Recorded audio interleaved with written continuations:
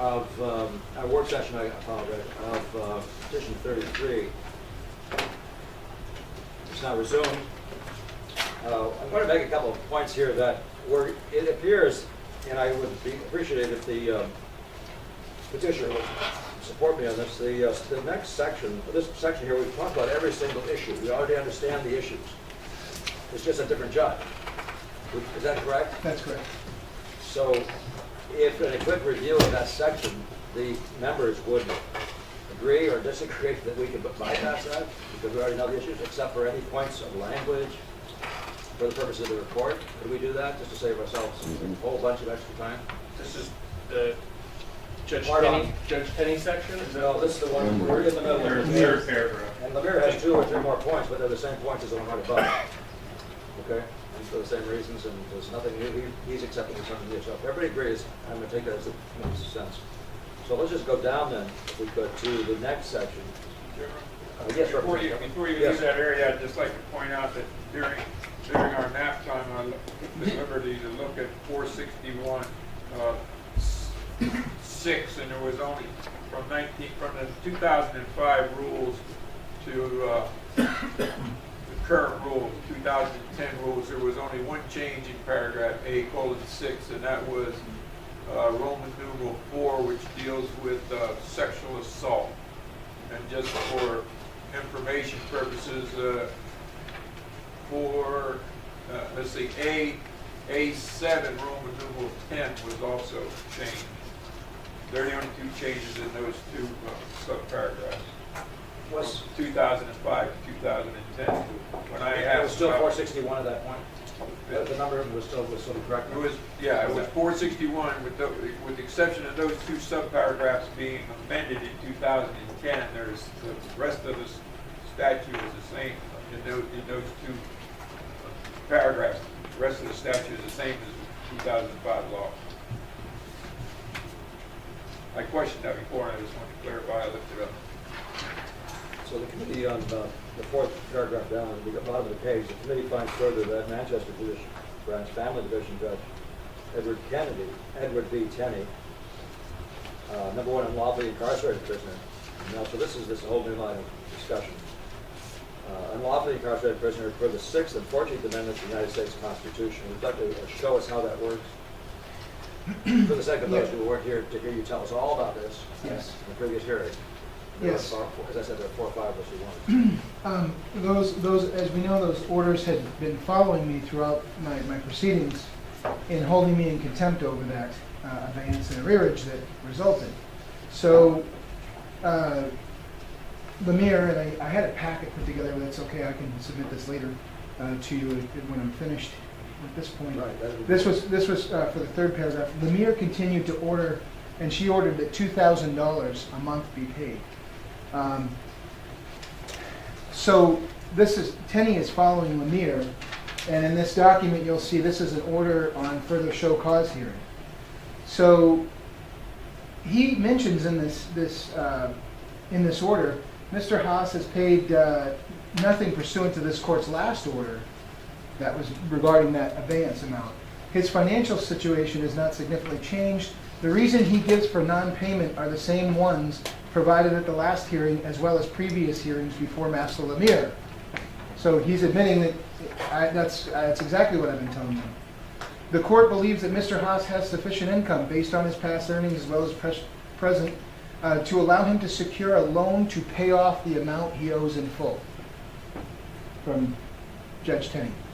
So Judge Tenney was ordering me also to take a loan to pay that amount. He says that there is no reason the court should consider any modification towards existing orders as Mr. Haas suggests. And then he further goes on, and I just highlighted these for your committee, your honorable committee. This last paragraph of his order say, if Mr. Haas does not comply, the court shall incarcerate him following the June 17, 2011 hearing. And so in part, what you're saying is that if you didn't take out a loan and pay the stuff off, you would then be incarcerated. Right, and he was threatening me with incarceration. Okay. No, I was asking you a different question. That was for the 6th and 14th Amendment, referring to the, what is that, equal to the law? Is that the one? 14th Amendment. Yeah, the equal protections. equal protections in both cases? Correct. Well, is that all you want to cite in that, is all you're citing? 'Cause my understanding is that the court can't ask, I believe per rule of the court, you can't ask the petitioner to pay, to get the borrower to pay. Yes. Well, Are you not referring to that? That's, no, Later. I would like to, because that is accurate, Chair, that you cannot order a litigant to take out a loan. The Yes, court, can you cite where that, where I was? I'm not, I actually don't, I don't know what statute that is. I believe the precise case is that there is a Supreme Court decision. No, I do not believe so. There's a Supreme Court decision that specifies that the ability to borrow is not the ability to pay when it comes to support orders. And so the inference would be that you can't require somebody to borrow money to pay it. And particularly, you can't incarcerate them for the purposes of making them pay or to borrow the money in order to pay. So this is the second time we've heard this, this is the Johnson case, is exactly the same. All right, so we can reference that, and we will find the site ourselves. Representative, so would you find it for us, or if I pick you up? I will endeavor to do that. You have the easiest read, if it was a sword, it would be him. You're in the wrong chair. Yeah. Representative Morgan, was it? And also, Hitchburg was almost going to jail. He was threatened with incarceration, and he actually raised the money out of his resources to pay him off. And then ironically, the lawyer, Mr. Hitchburg, brought in some documentation that showed the lawyer, the same lawyer, later at a divorce proceeding was over, and actually ended up in jail. Actually heard $10,000 is hanging out. Representative, Lawyers, ability. you know, are we gonna touch on also, because of, in the same thing where it says unlawful ordered, and then it goes into, of course, the evidentiary stuff there, because there's a patent here.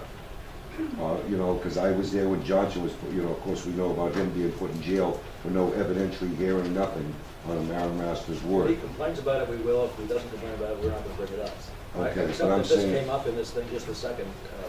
So if he's, is that a complaint that you made? I don't believe it was. I'm sorry, could you just repeat that? On the evidentiary hearings or information that was put on here. First of all, my question was concerned, unlawful orders a parent to obtain a loan. Yes. And this was in a court hearing. This was his order, and he said. Is that what we just got? Yeah, just read from it. He said that the court believes that I could secure a loan to pay the amount. We're on item number 3. Right, which I'm reading that, and that's why I have it online. Right. And essentially, Tinney's order also said, if I don't comply, that they'll incarcerate me. Representative Morgan. Yes, in the Johnson case, Johnson still owned the home that he'd been living in while he was married, although he did have to sell it. So what happened to as I see from his paperwork that both you and your ex-wife are living at different addresses and where you're living while you're married. So what happened? Do you own that home you're living in while you're married, and how was that disposed of? Yeah, Representative, yes, Chair. Representative Horgan, I gave Cheryl the home, and I wanted her and the girls to have a good place where they could live. Let's see, no further questions on that point. Part 2 is assigned excessive bail conditions. And place petitioner family in harm's way in opposition to the 8th Amendment to the U.S. Constitution. I believe, again, where statutory issues related to that, which don't show up here again. If you have that, let us know what it is. But go ahead and tell us very briefly about that. Sure. In this, this is for the Honorable Committee. This is packet number Exhibit 4. It's got the orders from Tenney. It's got a letter from my employer explaining to them that my income is way off and that this ongoing litigation has been a big part of that.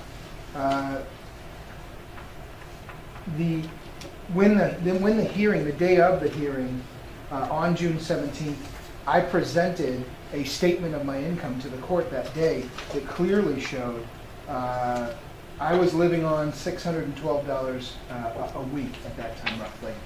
And I showed them the breakout of my expenses and explained how I still, to this day, I cannot comply. It was signed before a notary, and I attached it to an affidavit that day. In court that day, he incarcerated me. When he incarcerated me, I had also made a motion to the court, even before the hearing, that if I'm incarcerated, I could lose my job. I will not be able to provide for my family.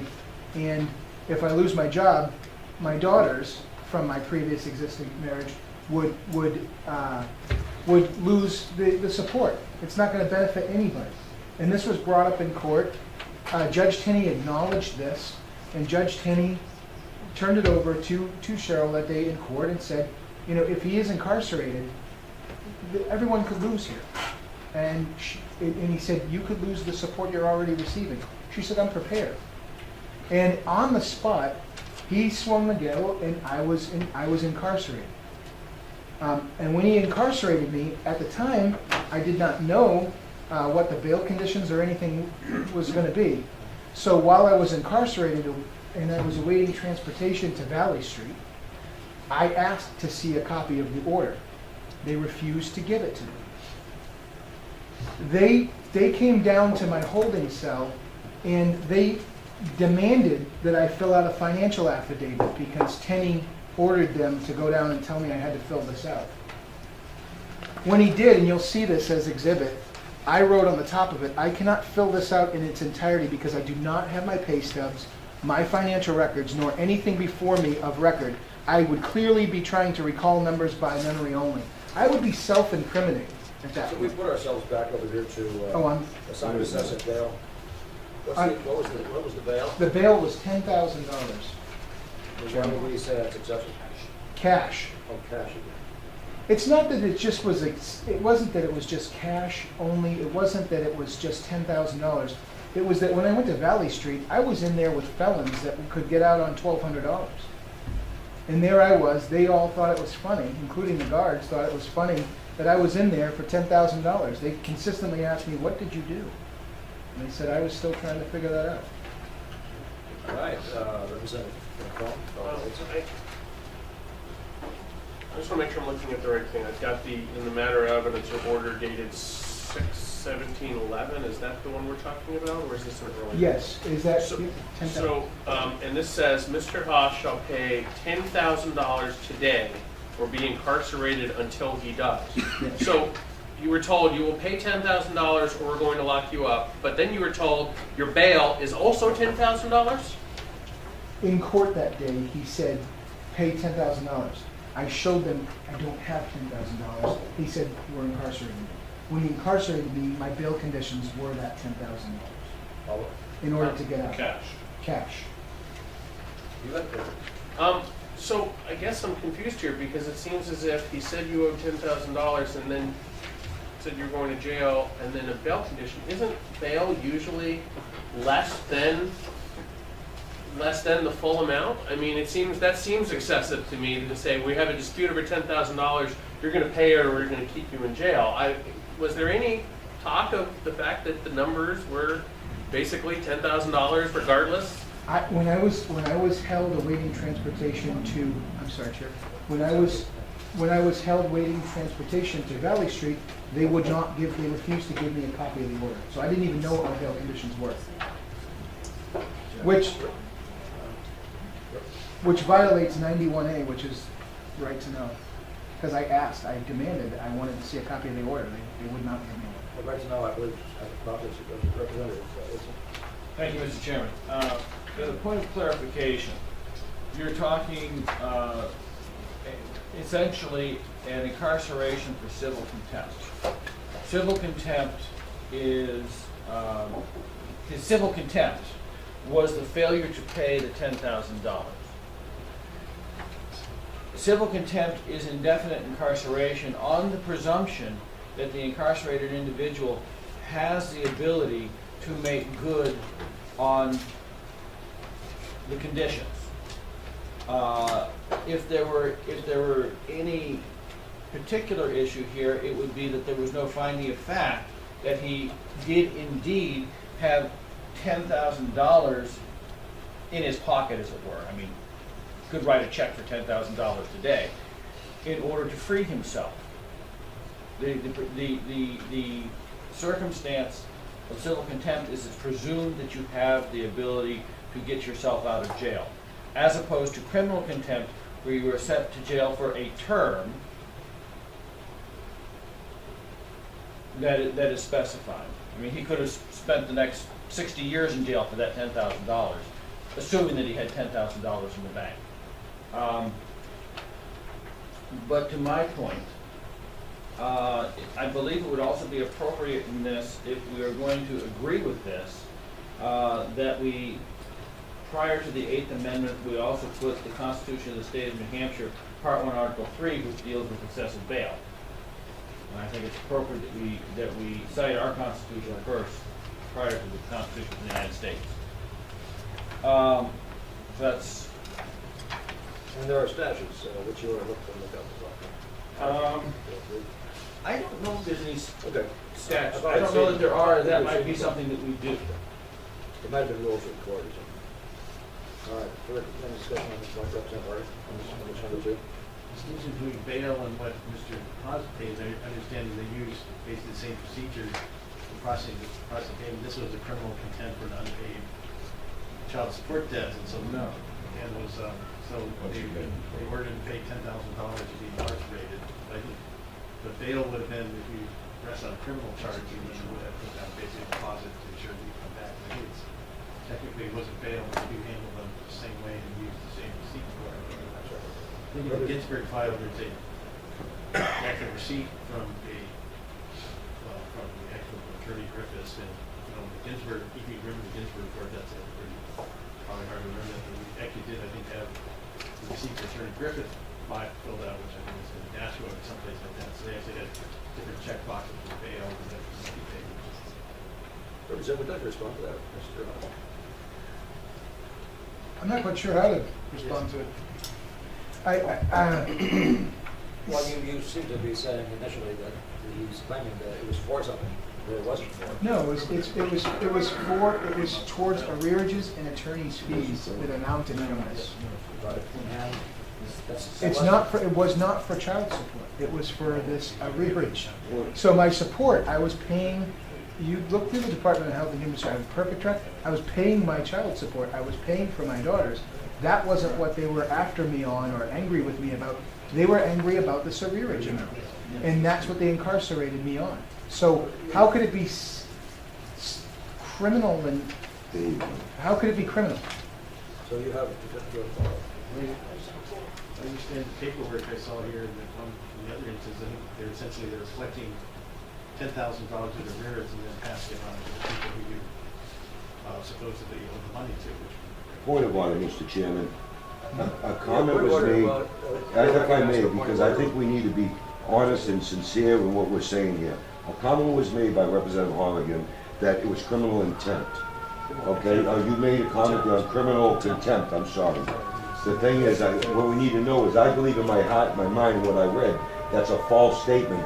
That's what I'm hoping he clarifies. well, he just did though, I think. That's what I didn't hear, he just, I probably should have said civil contempt. Thank you. Civil's criminal, messed up. Yeah, I was very much there. Yes, Mr. Haas is not making. No, So we're clear on that. Can we go with Mr. Representative Avard for a moment? Thank you, Mr. Chair. It was labeled as a bail, yes, Okay. I'll show you. and once that bail once the bail money, if you will, that you paid cash for, wasn't that borrowed from your father? I'll show, this is Yes part or of no? your, yes, it was. Representative Avard. Follow-up, thank you. And that had to have been paid in cash at this time too, is that correct? Right. Yes. So you were bailed out of jail by your father? My father and my employer, my wife went to my employer and called family and friends on the phone. My retired father dug into his savings, and he wire transferred $5,000, and my employer advanced me commissions on upcoming receipts they were expecting to get that we hadn't even seen, and I've got copies for you of those. So both of them came to my aid. They met with Sam, and they, No, we got the picture. Representative Avard. And follow up one, did you eventually motion the court to prove that at the time you couldn't pay based upon your income? And did the court not just reject your claim? the court denied it, and in one of the motions I wasn't even heard on. I made a motion, I even made a motion to share an additional percent of my commissions. I said, I'm paying 33%. I'll give her 17% more, I'll give her 50%. To try and chip away at those arrears so that I'm not incarcerated, because if I am incarcerated, I can lose my job and all my family loses. Final question. Wait. You're recognized for pause. So basically what you're asking this committee to understand is the fact that you put proof to the court that you couldn't pay. You motioned to the court to look at the evidence. It refused to look at it, and then it incarcerated you with a $10,000 bail, which was required by cash. Once that money was borrowed from your father or father-in-law or whoever, it was paid, and that actually didn't go to the courts. That's a leading question. If you want to ask him something, then. Yes, it is a leading question. So it went, and that money went to pay off your debt. That money went to my ex. So that is the intent. It's interesting. All right, so we are set on that, I believe, and we're going to move on to 3. Unlawfully ordered the parents to pay a loan. I didn't see that was in here, and that was where it left off. Per what laws, what citations do we have for that? And I think we've clarified this now. So I'm going to skip that 3 because it's already been done under 1. I'm not going to combine it with 1. I'm going to keep it separate. Did you want something? You want to offer something? I would like to offer it because I'm going to pass this. This is for the committee. This is just showing my year-to-date gross total income that day of court was $35,380. So I was showing the court, even above and beyond just my financial affidavit, that I had no ability to pay that.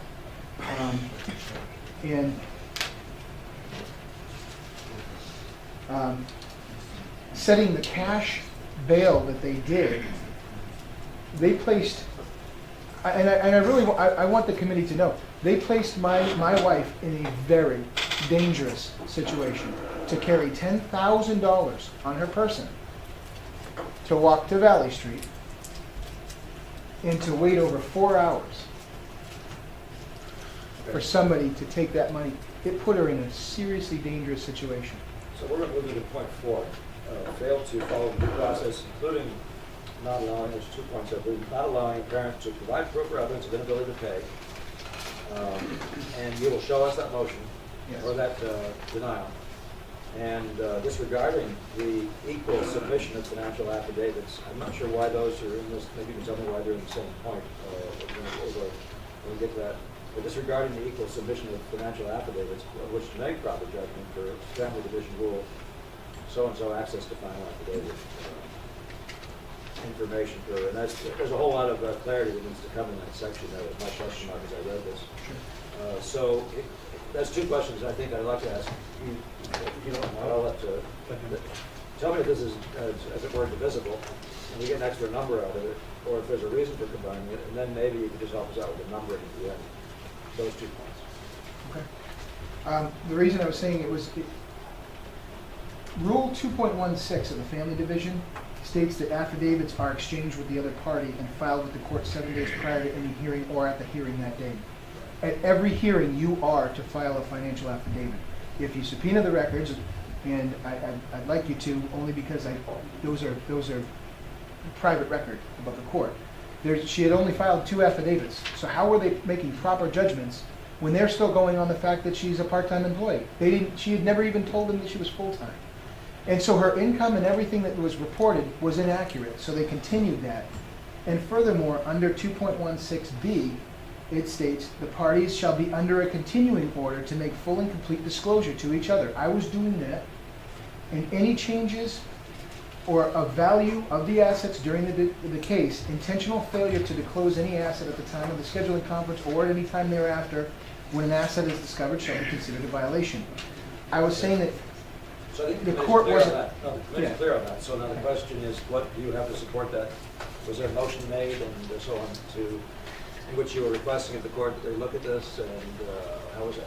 well, I found upon looking at the court record and finding that file that there were only 2 properly filed financial affidavits. So you weren't doing it in an ongoing way, you found out after the fact. I did. Yeah. The court was not. And Yeah. that's what you said again, that we Yeah. could do by drafting up those Re- documents. Representative Burt was with me the day that I went to Manchester Family and pulled those records, and he can attest to Are it. you a witness to that, that there were only 2 affidavits in that document? Yes, that's it. Yeah, we went through the records, pretty in depth.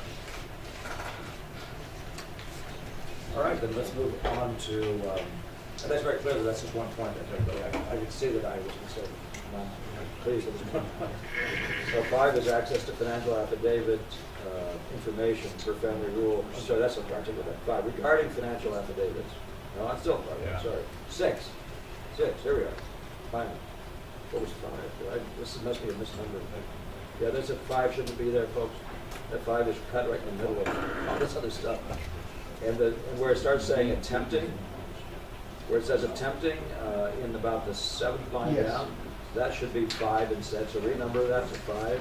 I will renumber that to 5. Oh, that's 6. That's 6. Access is a couple lines up. No, I know, but 5. access is, it's actually a title, it's part of something else up there. It's all those are document sightings. Is that not correct, Mr. Mr. Haas? Yeah, failed to follow. Fail due to follow process. Division Rule 30, and it should be a parenthesis, access to final, that's what that is, right? Oh. No, Well, okay, you're, explain that whole pile of stuff, and Okay, tell us whether okay. I'm right, what I Sure. just said. you- yes, Chair. Number 4 is that they failed to follow the due process, And where does Okay, including- number 4 end? right? Including all of these things, right? The inability to pay, the submission of equal financial affidavits, proper judgment, per Family Division Rule 1.3. Keep going. Access to financial affidavit information. I wasn't provided No, that. no, for Family Rule, Division Rule 2.16, Yep. A and B, and NHRSA 546A, which is, and then regarding financial affidavits, uniform civil liability support would be the title of it. Correct. And then the next number should begin at that point. So Okay. 4 should go all the way down to the word support. Okay. Is And that then correct? I'm that's. asking I believe Oh, so. Yeah, that's what I have. That's what I did. There's a renumbering issue here. Yeah. Yes. I believe that when I took this in, I had to rearrange it because the way it was formatted to me, so I made that mistake. Mr. Chair. Right, so I'll correct it. One point that I noticed that I just want to make sure that you don't lose the important 5, it's New Hampshire RSA 546-8:5, and that 5 is separate, so don't lose that, because then you won't have the specific Don't reference. stretch out that 5. Just Got it. comma. 6, 5, Yeah, yeah. Put a comma that's after. very much the case, yeah. That was an extra 5. So let's go to 5. the real, to what would be 5 at attempting. Oh, we're not finished with that part, so Representative Hargan for a question on that section. Oh, on what I just did. Well, I guess it relates to the cash bail. What it says, court rule says cash bail, first it's required to cash bail must put up money, either cash, which is what he did, or money order / bank check to be released. and funds So not- she could have gone to a bank and got the So money already. they told her she couldn't. No. This order. Could you show that, identify it for it, because I've scanned it. I can see. This is the district court. No, actually, they even cross out corporate security bail bond. Do we have a document we're referring to, folks? No. Do I have a document?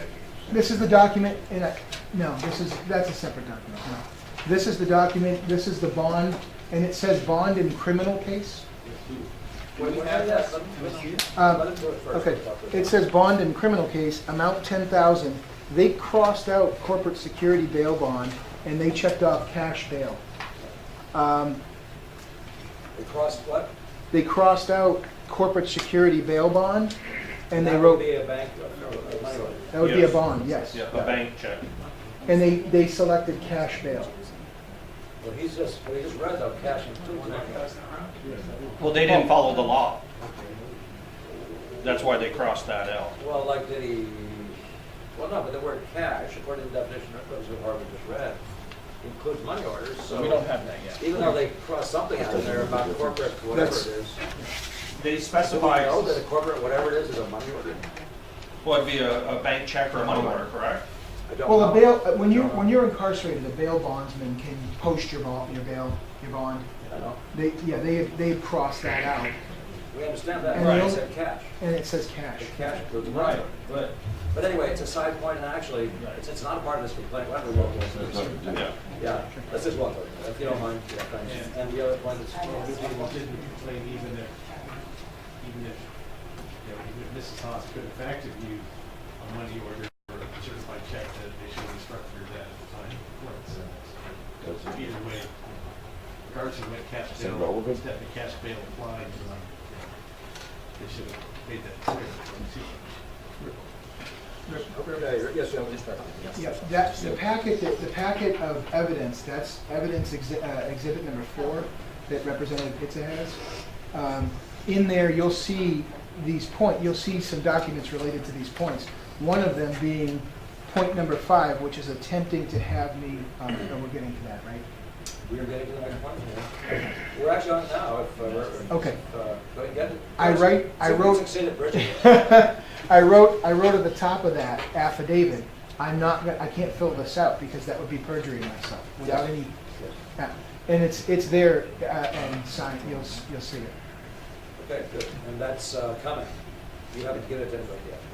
Oh, it's Representative already Pitza moving has it. through, all right, all Yeah. right. Would you then, while this is moving through, for those of us who haven't actually been anticipating this, what are the 2 or 3 points we're looking for on this document? Would you remind me again, Representative Mr. House? Yeah, what you're looking for there is, the first, This supports what 2 of our points? can I see the document? I apologize, Sorry. I think No. that word- My sincere apologies. No problem. Are they highlighted or anything on the part, so we would know to look at them for the Oh, purpose of this yes. report?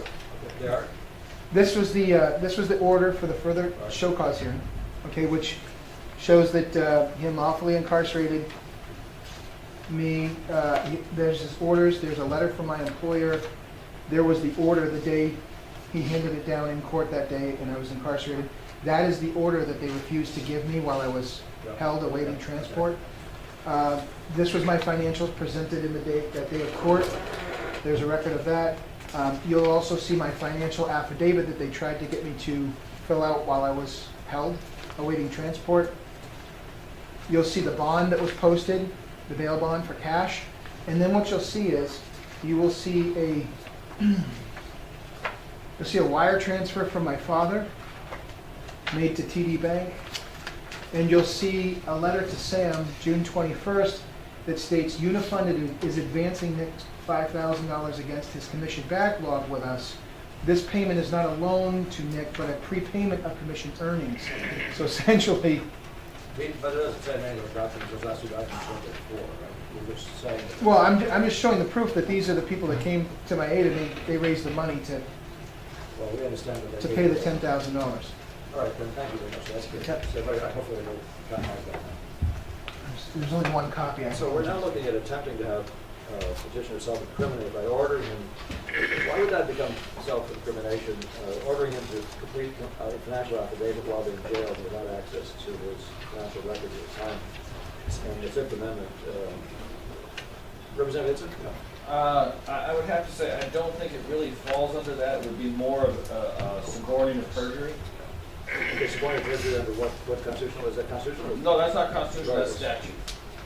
That's motivating somebody to commit perjury.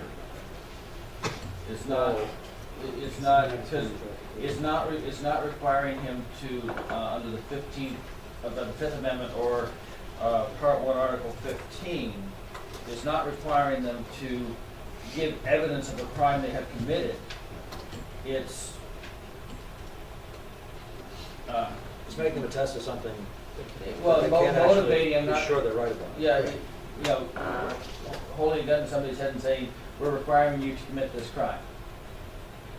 It would be a subordinate perjury because the crime would actually be perjury. Yeah.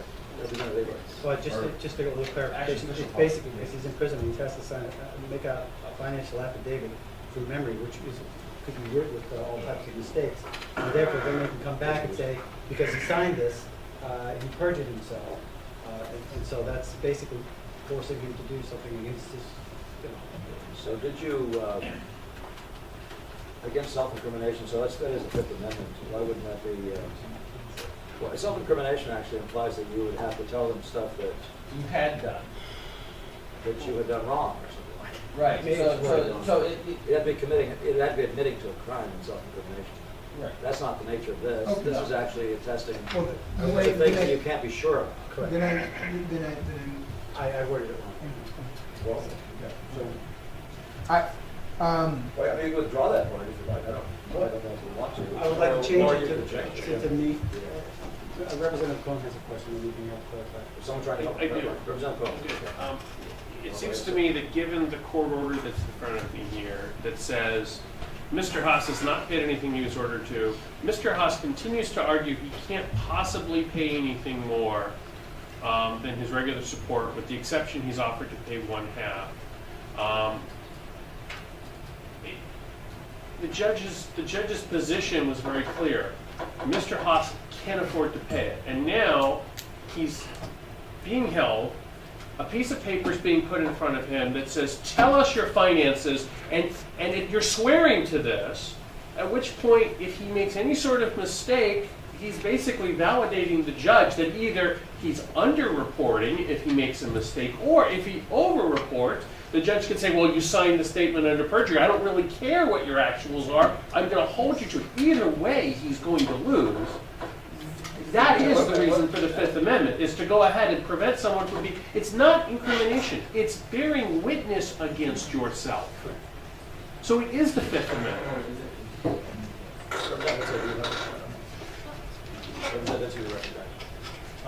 Well, it would also be requiring him to commit, I think it's actually official falsification. It's under the same section as perjury, but we have a series of crimes under that statute, one of which is putting false information into a government document.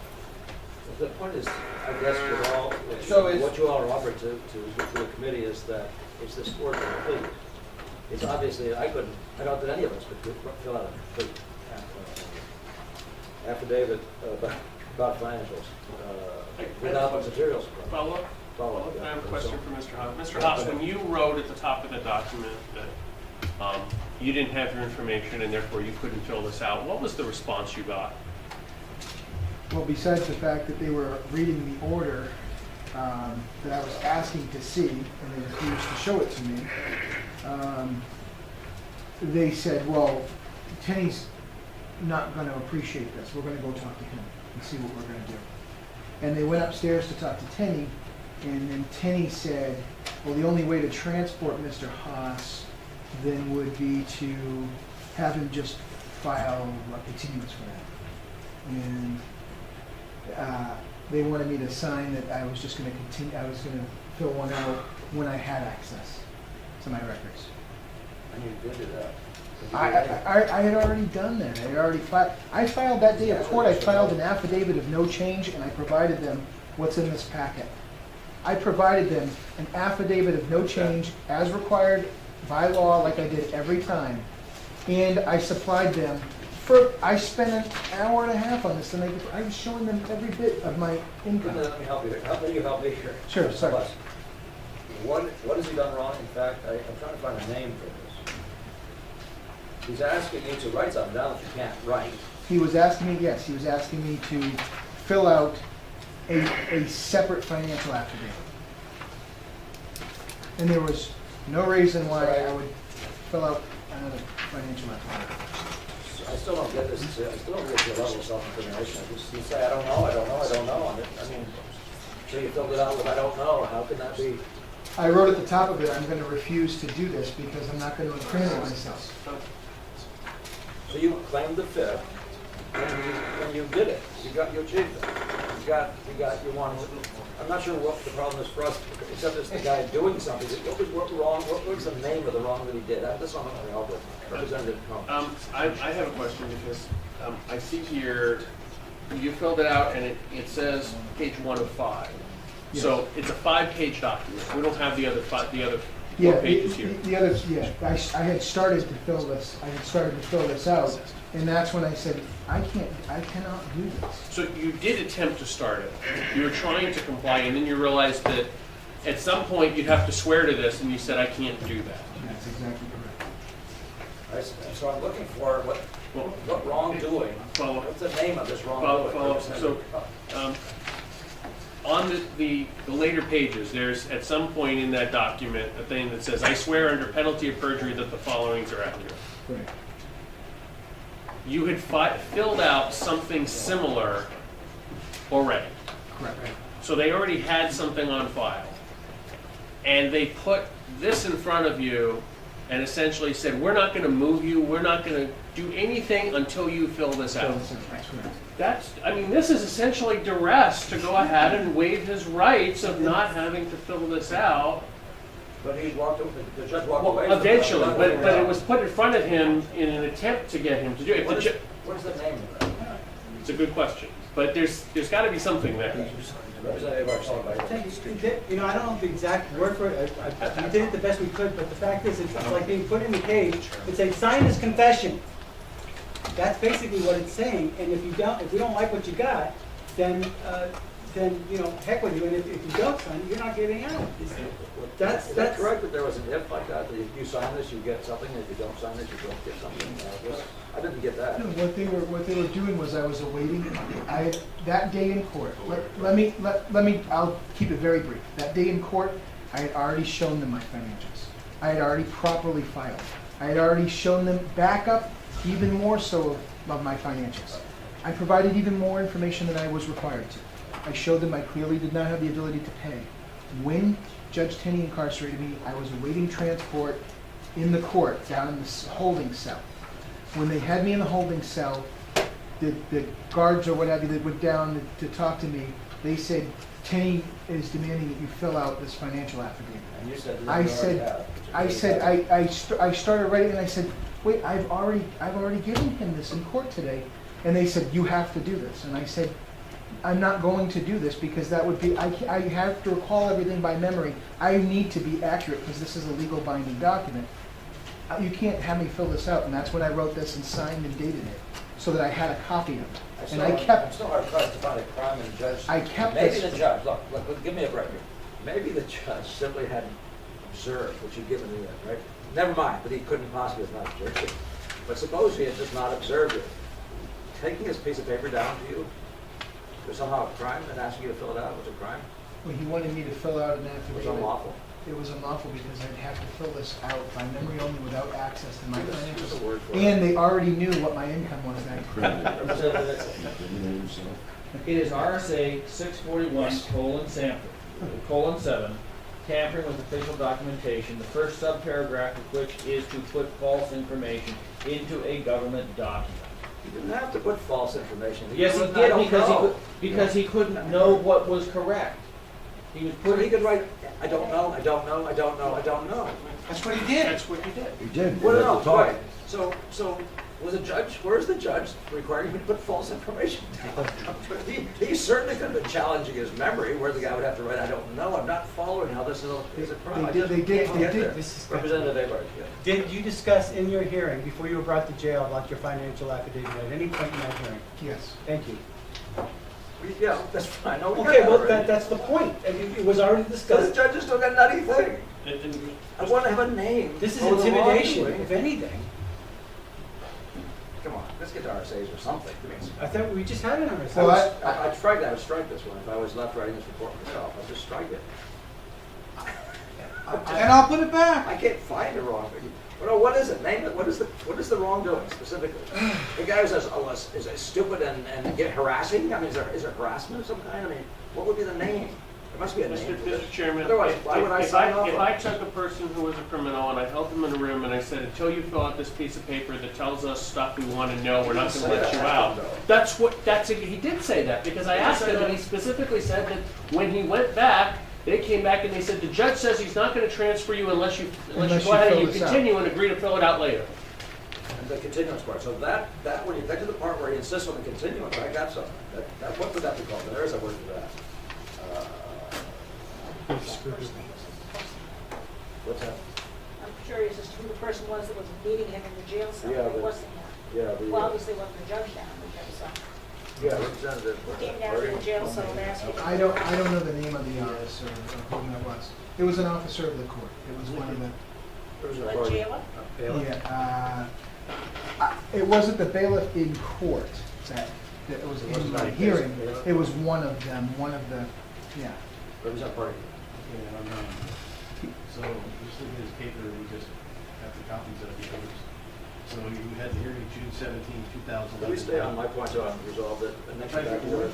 So how long, when, like, you remember approximately what day and time it was they made you fill out this form? Was that was that like right after the infamous hearing, or is that like some days after?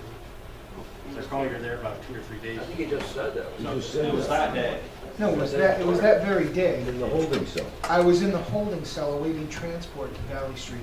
And while I was in the holding cell, they came down after probably 2 hours or so and asked me to do this. And they said they said could not They said they transport him wouldn't until. transport me until. So I wonder if we can find a name for this sort of torturing the guy.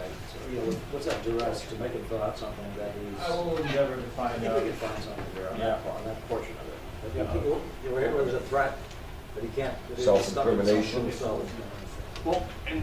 Well, I don't know why you're so ambitious to get to the next cell, but. Computers. Representative Baldassare. This document, which I filled out many times here, and without having my bank statement and some other stuff that goes into the questions of the numbers, social security benefits and others or whatever, I would be, if I was forced to fill it out right then and there, I'd be self-incriminating myself. Okay, I'm forcing me to put false information It's down not. on memory. You are, He says because some of that, but the guy can write, I don't know, so what? I don't get why you have to lie on it, or then you're say turning something in, you don't then, know. Mr. Chairman, then you're turning in a document that's not completed properly. What's completely the best of your knowledge is what you swear at the end. You have to swear at the end. That's where the decisions are made off the numbers. Mr. Haas. Yes, please, I would like to put this up. Under Family Division Rule 2.16 regarding financial affidavits, intentional failure to Can you hear disclose, this? I can't hear. yeah, intentional failure to disclose any asset at the time or any time thereafter when an asset is discovered shall be considered a violation. It would be violating Family Division Rule 2.16. It would be an improper financial. What would be? Improperly filling out this affidavit would be an intentional failure. It would be So my you're saying intent that to you fail. believe that if you wrote, I don't know on it, you would actually be willfully trying to mislead the Well, court? you would because you weren't listing everything properly. And they say it's a violation of the court to not list everything properly. Mr. Chairman, I was actually sent away, Representative Baldassare, okay. if I may, I was sent away from the clerk when I was going through the divorce, because I didn't have the numbers. And the clerk said, I advise you to go get the correct numbers and put them in. So I went home and went through my statement on my stuff there and put it down. Guys, we And can't brought hear. it back. we So can't I just hear. wanted you to know what goes on in the court with this here, on the numbers, because decisions are made over this document. I understand. I think we're on, I don't know. I'm not saying we're not onto something. I just want to know what the heck it is. We have to have a report to put in. Representative Avard. Mr. Chair, I just keep going back to the same point, the fact that it was discussed in the hearing, a financial affidavit. It's as though the judge looked at it and said, I don't want this, and gave you another opportunity to get from memory what was in your mind in that jail cell. And then, if by God you didn't answer the questions properly, you would be incriminating yourself. So if we called this something like harassment Yeah. or something like that, and we could find a statute relating to it, that would be, we'd be doing what I need to get done. It's tyranny. We need, That's not, it is, we find it abusive. With That's that not a Representative crime. Welch, Representative Looking Welch, for Representative is Welch for a point. coercion. Representative Enza, come to order, please. Sorry. Representative Welch for a point. In a sense, it's coercion, forcing him to fill out a document that he doesn't have the background to fill it out. Yeah, so I'm looking for a place that we can cite. And we're saying this, what makes it a wrongdoing, what about it is specific to us. We can say that we feel it was wrong, but, that's not good. And leave it at that if we wanted to. But, are you going to do that, Representative? Yeah, I just have to go where I have the power. Representative, Forcing him to not comply with such and such a rule that he, from the 8th Department of Health and Human Services or whatever. I mean, that's a start. He already quoted you a rule on the form. And I'm sure if we pull the law on the document, I'm sure there's gotta be, which initiated the document, it's gotta say something there. And with the indulgence of the committee, that's what we're looking for now, so let's go on to the next one. Okay, we got it. And Representative Fitzgerald will find us, I'm sure. I know that Representative. Right, I'm just- Can we ascertain you had in fact already filled one of these out that was current? You have one, did you give it to us? Yes. Did you give it, did you? That one? Right. yeah, And you can verify that, Representative Burnett? It was that morning. Yes. Yeah, I remember. And do we have the document? Is that what Yes. it is? Do we have it or do you have it? Do You need it, Representative King? You need it. No, I just Okay. want to make sure there actually I'm was one certain that is you have current it. filed. Yep. All right, then let's go on until we have that for a way of phrasing. That's all we're looking for is proper phrasing, not dispute about the fact that it's bizarre. That we go on to points, now would be 6 and 7, but which becomes 6 would be unreasonably restricting access to a copy of a contempt order before jail defendant. And you're talking about 91A.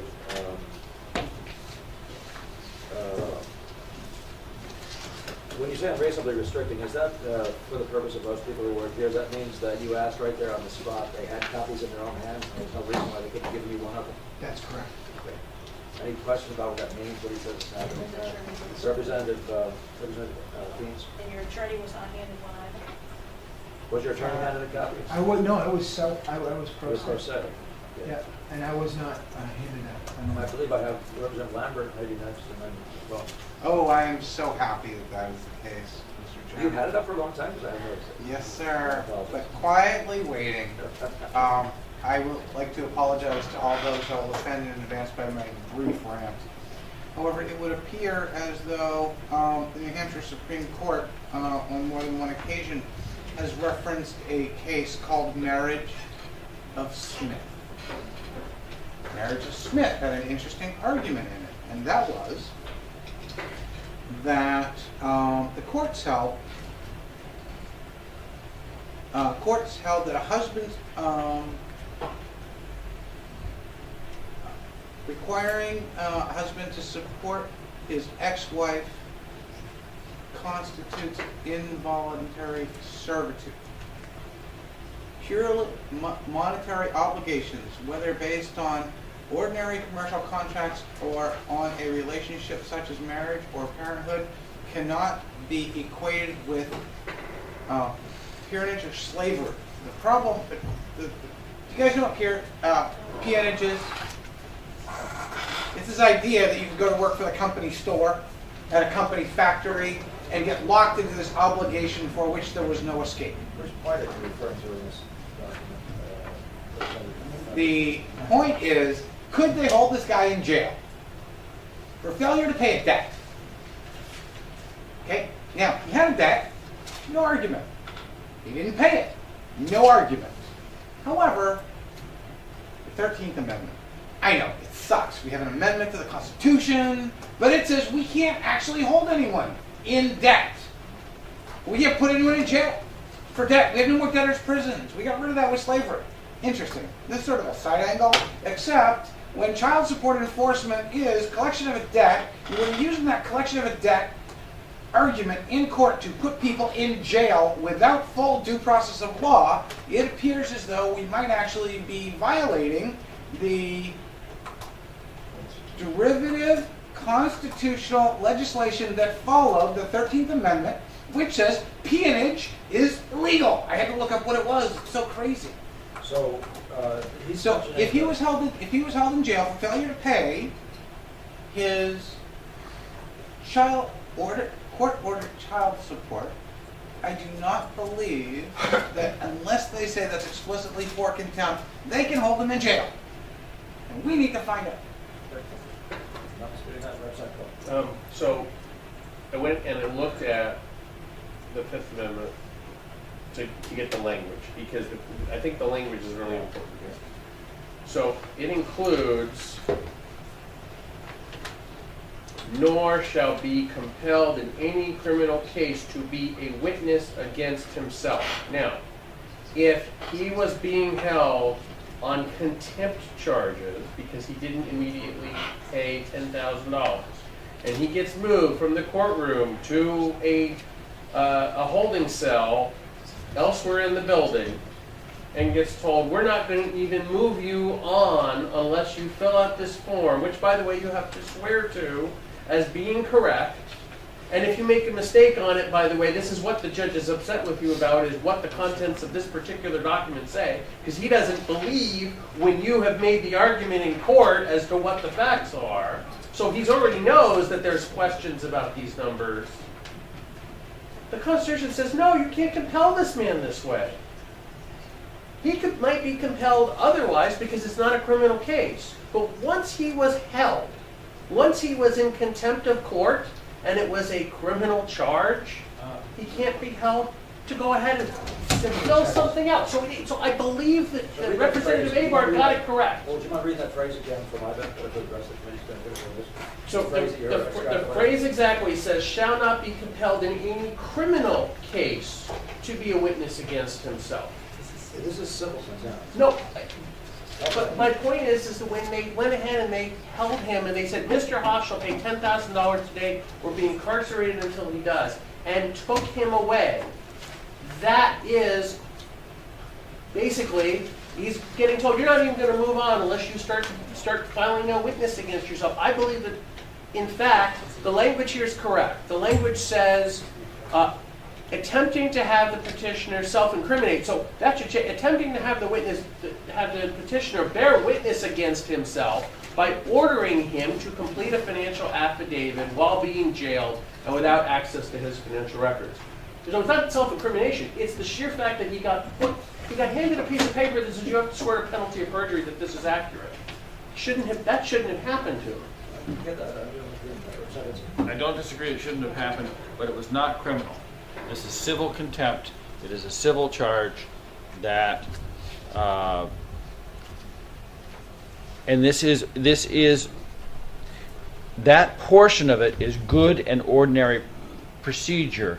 The court has the power to incarcerate somebody for civil contempt to pay some amount indefinitely on the knowledge that they do in fact have the ability to pay it. But they would have to prove that with evidence, I would presume. I have a follow-up for Representative. I have a follow-up for Representative. Okay, followed by. So, in that case, with the belief that they have the ability to pay, and here the man is being asked, tell us your finances because we believe you do, prove to us you don't, and by the way, you don't have any access to your records. And when he complains he doesn't have access to his records, he then gets told, well, all right, but if you agree to do it later, you agree to continue it, is what he was told. So he basically is told, you're not going to get out of here until you fill out this document telling us that what we know is wrong. And in fact, you filled out the document eventually. Mr. Haas, did you fill out the document after you paid the bail and were out? No, actually, no. No, they did not. They already had my financial affidavit on file. Representative Frank. You just didn't accept it. And they, yeah. Thank you. Mr. Haas, I didn't hear you tell me.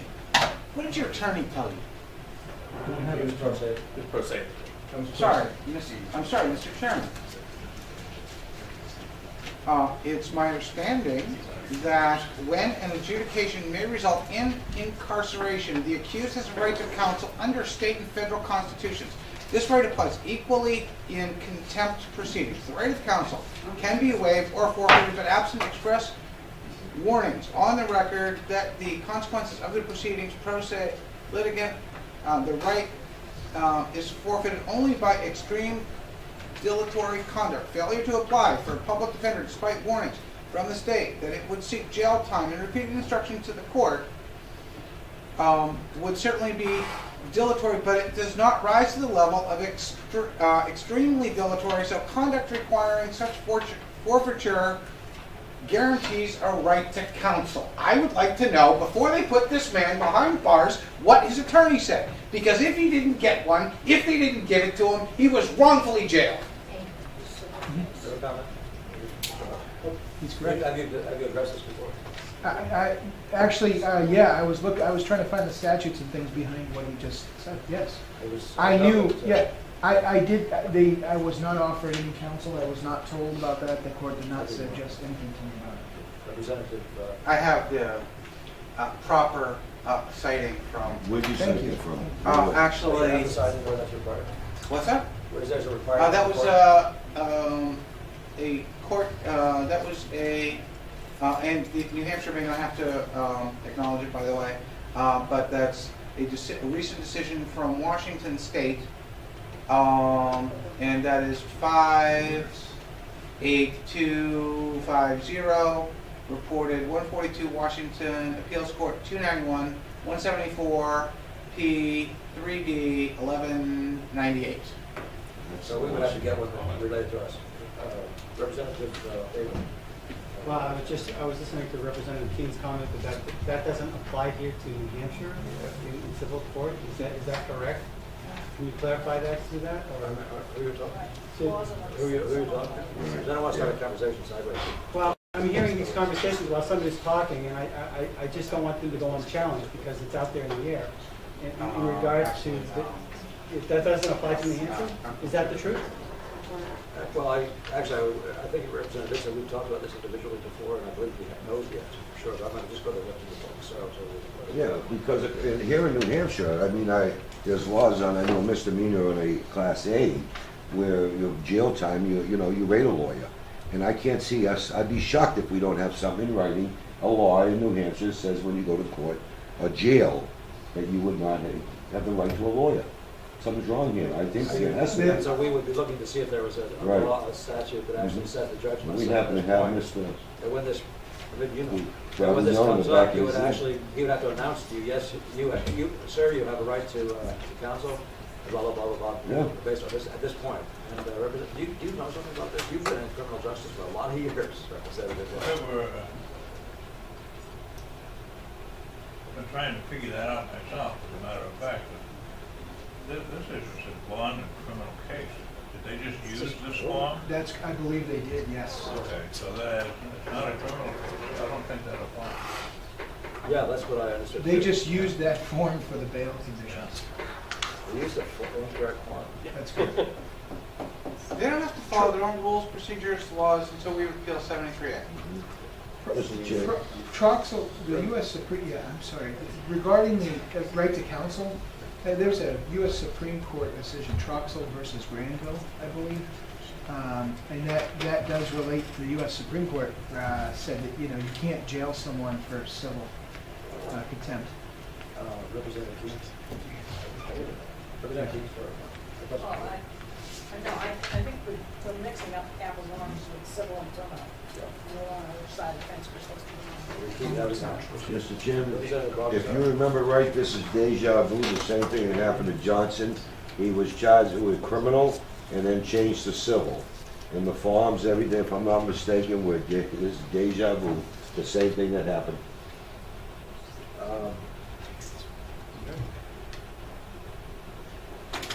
I don't know how to work with that unless you can come up with a way of working with it. I don't have a phrase for that. He didn't bring it to us by way of his recommendation. Mr. Chairman? In the interest of getting through what we have.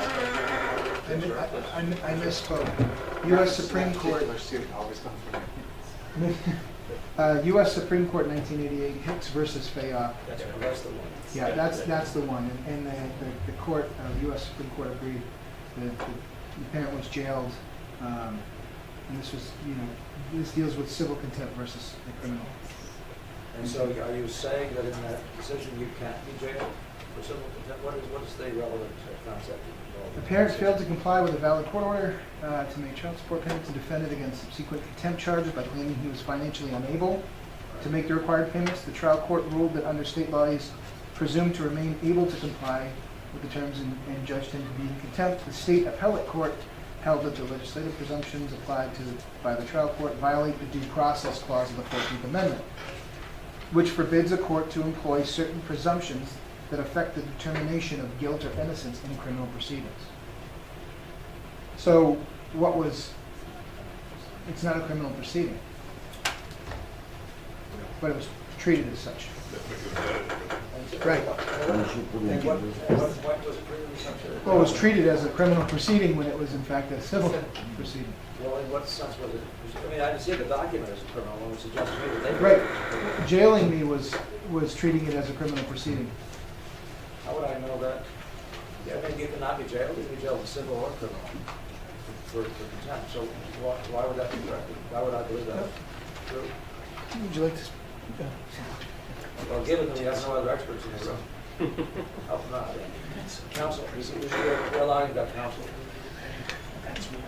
And we're still stuck at a point here, about halfway Thanks. through the document. Mr. Chairman. Mr. And Chairman. it's about 2:15. Because they jailed me on on their presumption that I had the ability to pay, which I did And that not. makes it criminal? No, that makes the court violated Hicks versus Fayette because they jailed me on their presumption that I had the understand. ability. I'm trying to get the difference between why it's civil versus criminal, what the relevance of that is. I understand that, and I agree with that. Easily, that's easy. If we could stop at that, I'd be happy. I don't want, why would I get into civil, but this is criminal stuff? Because that Fayette, it's the point of the due process point. And I think we can manage to get that wording into this quite easily. To clarify that point. So if everybody's okay with that, though, then we can move on to what would now be 6. It used to be 7, unreasonably restricting access to a copy of contempt order. We know what happened there now, and you've attested that what you had in front of you, or what was out there, was an order that somebody could have copied in 2 seconds or had copies of, so you know they'd already made copies. They were looking at the copy, and I asked A copy or the original? I'm not sure if it was the original or the copy, but the guards were looking at a copy. I asked for what they were looking at. I said, because they said this is the order, and they refused to provide me a copy. Well, you asked for that, you didn't ask for a copy. They refused to give you that, which I wouldn't have given you the original document. I would have said, I'll get you a copy. No, I was asking for the order, the judge's order. You asked for the order. Right. Which would have, in your mind, that was a copy. Are you sure they were just refusing the original, or were they refusing the copy? You know, I mean, I don't want to put this in a small price to this, but if yeah. they'd say, calm down, I'll get you one, that would have been one thing. No, they didn't. They said no. And when they said no, I said, I'm entitled to a copy of that. Right, and then they And I said 91A is my right to know. And I was also a litigant in the proceeding. I have a right to that order. If and they one's said- already been, but there was a response to that. they refused to give me one. They said, no, you're not going to get one. That's correct. All right, President Combs. No, thank you. I don't know if 91A is the appropriate thing here. While it might be a descriptive of what you asked for, Yeah. I think you have a constitutional right here that got violated, which is Article 15, because it says, no subject shall be held to answer for any crime or offense unless the same is fully and plainly, substantially, and formally described to him. That's the issue here. He's being held, there's an order, he says, I'd like to see the order because, well, among other things, he was his own defense lawyer, he was representing himself pro se, and he gets told you can't have a copy of it, you don't get to know what you're charged with? Right, and as opposed to being 91A. I would say legally Article being 15, I think that's just still very simple. That's very much what I'm trying to get. Yeah. I think so. Representative Lambert?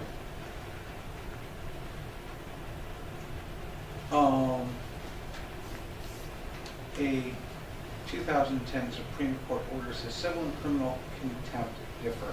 A court may not impose punishment in a civil contempt proceeding when it is clearly established that the alleged contemptor is unable to comply with the terms of the order.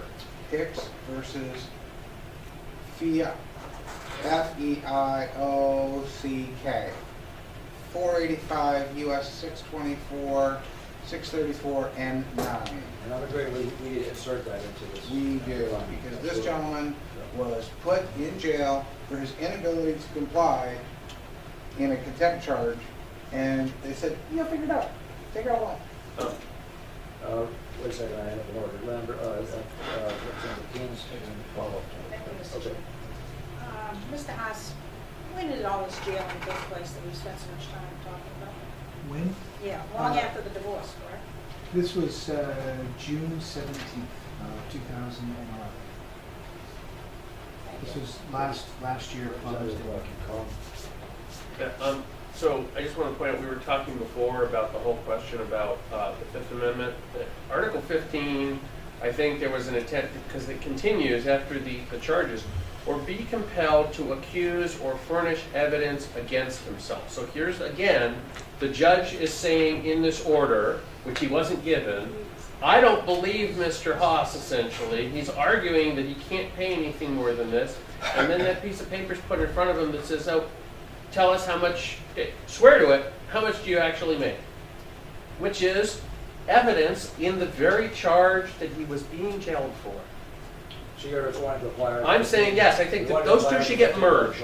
I think both of those together, so 5 and 6, really are the same thing. They are a violation of Article 15 of the New Hampshire Constitution. I would just sort of keep them separate, but put Article 15. That's fine, but I think that it's basically the same phrase that's in both of them, that they just said, well, no, you're accused, we don't have to give you any rights anymore. I mean, that's the problem here. So let's move, without further discussion, let's move to what would be 8 is now 7. And that is abuses of discretion and power with bias and prejudice for Article New Hampshire Constitution, rather Article 35. By the way, you'd be doing Article 15 of the New Hampshire Constitution. Yes, I do. Representative, Mr. Haas, abuse of discretion and power with bias and prejudice.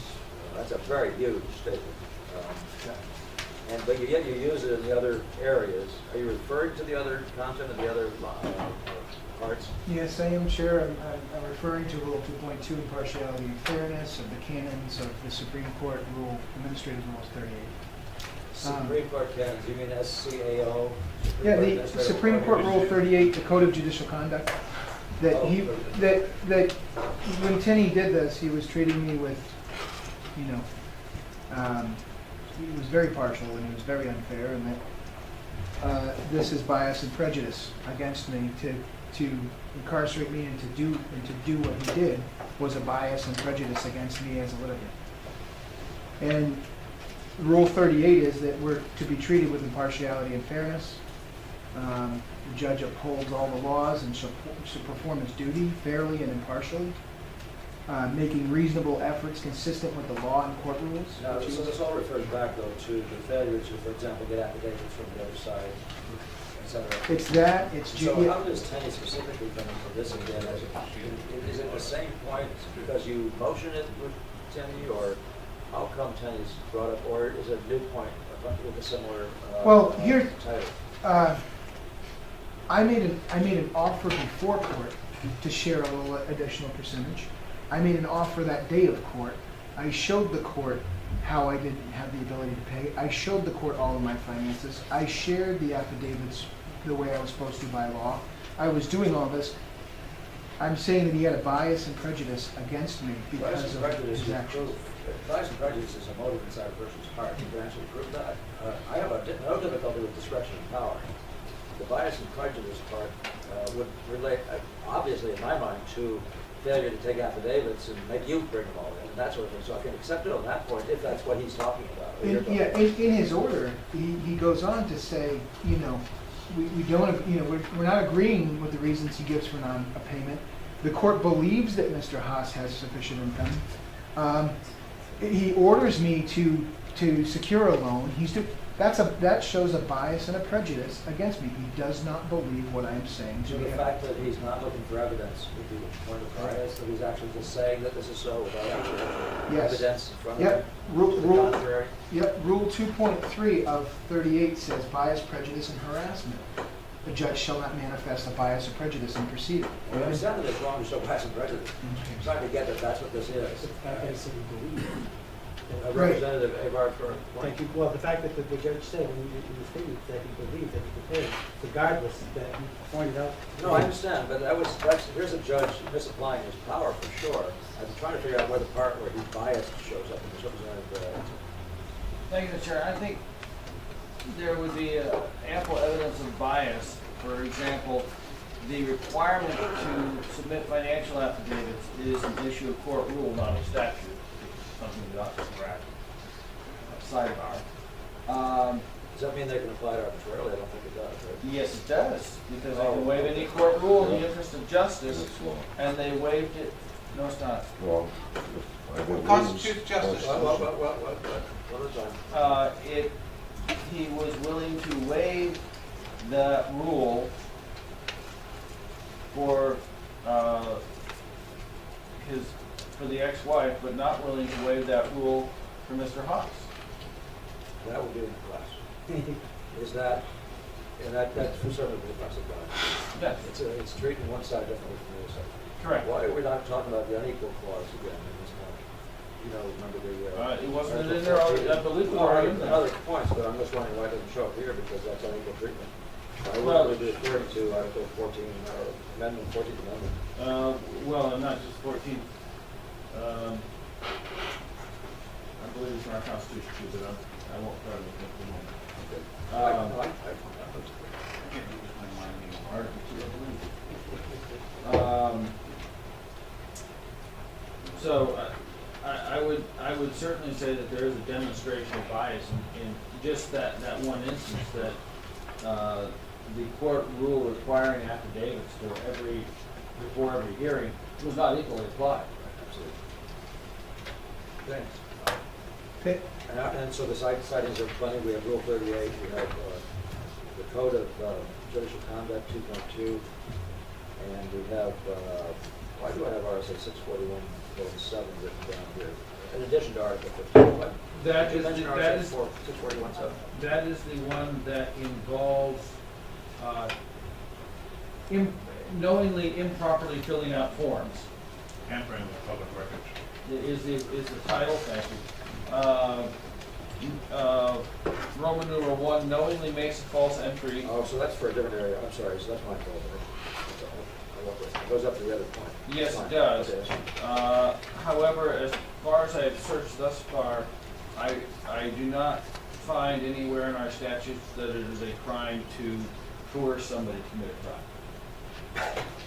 That's good. I like that. Other, What does that mean, word? other than in the Uniform Commercial Code, which is RSA 346, I believe. It does actually specifically say that? Yes. And without not apply, or why do you say that? I don't know, I have to think about it more. That's the only place we've been able to find. So, did I see other hand? Where was that part? Did the other side ever make an issue either of, so I guess, if I recall, I think I asked about this earlier, but so I guess your, first of all, your stepson's biological father was paying something towards, the support of his child? No. Okay, it's not. What is that? Well, What family is Was that? that relevant? well, because there may be a perception from the ex-wife that she's paying for, two children who aren't hers, and that certainly affects his financial situation, but That shouldn't have any bearing. It actually It's only a doesn't. one-way street, though. The judge is not dealing with that. He's dealing with. You can't even count you can't count a spouse's income towards it, anyways. You can't. I did want to bring up one more point of clarity. On 7, above? Yeah, Family Division Rule 1.2 talks about the waiver of rules, and it only says that as good cause appears, and as justice may require, the Family Division may waive the application of any rule except where prohibited by law. Yeah, and, I know what it does. Okay. What are you trying to get us to reference that somewhere? Well, they would need good cause to waive any rules. Except that there's no waivers. Well, they were waiving these rules as they were adjudicating, and since they waived their own rules while they were adjudicating, they should have to provide the reasons why they did, thus the good cause. Referring to which rule, Rule 38? Not point. I assume you're referring this to point 7. And you're saying they waived Rule 38, which I actually don't have in front of me, but we certainly could authorize. Yeah. What is Rule 38 if that's, Well, if that's what you're claiming, he's actually waiving? Violated. Okay, violating, yeah. Well, Code of Judicial Conduct is Rule 2.2, which is impartiality and fairness. And Rule And they're 2, sworn to that, aren't they? yeah, and 2.3 is bias, prejudice, and harassment. Okay, so that's back to that. So we could find a way to refer to that, but it was not waived anyway. That's correct, and there was no They good just cause did it without shown. showing that they were waiving a requirement not to advise or Right. waive. But we just don't. Yeah, so I'm going back to both the order from the 13th of May and then looking at the order that was done on June 17th. And I mean, the issue here is there being bias shown? And so I'm looking at these two, and the language in it is very strong, basically saying, Mr. Haas hasn't shown us that he's not able to pay. I mean, it comes up in both of these, basically. In fact, I mean, in the May 13th order, it says that Mr. Haas will grant Mr. Haas some additional time to make arrangements to do this, and Mr. Haas shall appear on June 17th and provide proof he's complied with this order. If Mr. Haas does not comply, the court shall of course incarcerate him following that hearing. So then on June 17th, Mr. Haas has not paid anything he was ordered. He continues to argue he cannot possibly pay anything more. He stated he tried to obtain a loan but was unsuccessful. He claims his business was off, but he's found no notice of change with regard to his financial affidavit. We've heard over and over that the financial affidavit that he submits says, this is my fixed income and this is my commissions. There's no way that he's going to file a change if his business is off, because the commissions would not necessarily have come in at that point. So there's no change to necessarily file. He's telling the court, look, I haven't brought anything new in compared to what was there. I still can't afford it. And what happens is the judge goes ahead and says, well, it's become clear he will not pay anything more unless he's incarcerated. Well, I'm reading all the lines before that say Mr. Haas attempted to come to a solution, says I even tried to get a loan, says my business, I mean, this isn't a man who's saying, I'm not going to pay, what are you going to do about it? This is a man who says, I've tried everything, but judge, I still can't do it. And the judge is going, not good enough, put him in jail. And the point for My point is, in this case, the question is, at that point, when does it cross the line into bias? Yes, no, When does it cross, because I think it's his own language. I think you're looking at the language here, and the language itself reflects it. I'm convinced, and our point here, of course, in this report is to make sure that we're all convinced before we sign off on any of this stuff. So this is what we need to do, keep on clarifying ourselves. I think it's represented, it's a member. No, I don't. Oh, you haven't got those, no matter. I say good on. The next to the last line in the Supreme Court decision in 2011, which I recently mentioned, of Turner versus Rogers, says, the trial court did not find he was able to pay his arrears, but nonetheless found him in civil contempt and ordered him incarcerated. If that is any different than what we just heard here, then we have a problem. But if the Supreme Court has said inability to pay is not a reason for incarceration, and our courts are confused about that, we need to send them statutes that make it clear that inability to pay is not the grounds for civil contempt incarceration. If you would make a note for our recommendations and give that part, I appreciate that very much. And is that Turner or that's in the National Supreme Court? No, that's the United States Supreme Court. Yes. They have Turner versus Rogers, March 23rd, 2011. Yeah, the team score. What's that? No, is that? Yeah. Yeah, thanks. Represent teams. Well, Yeah.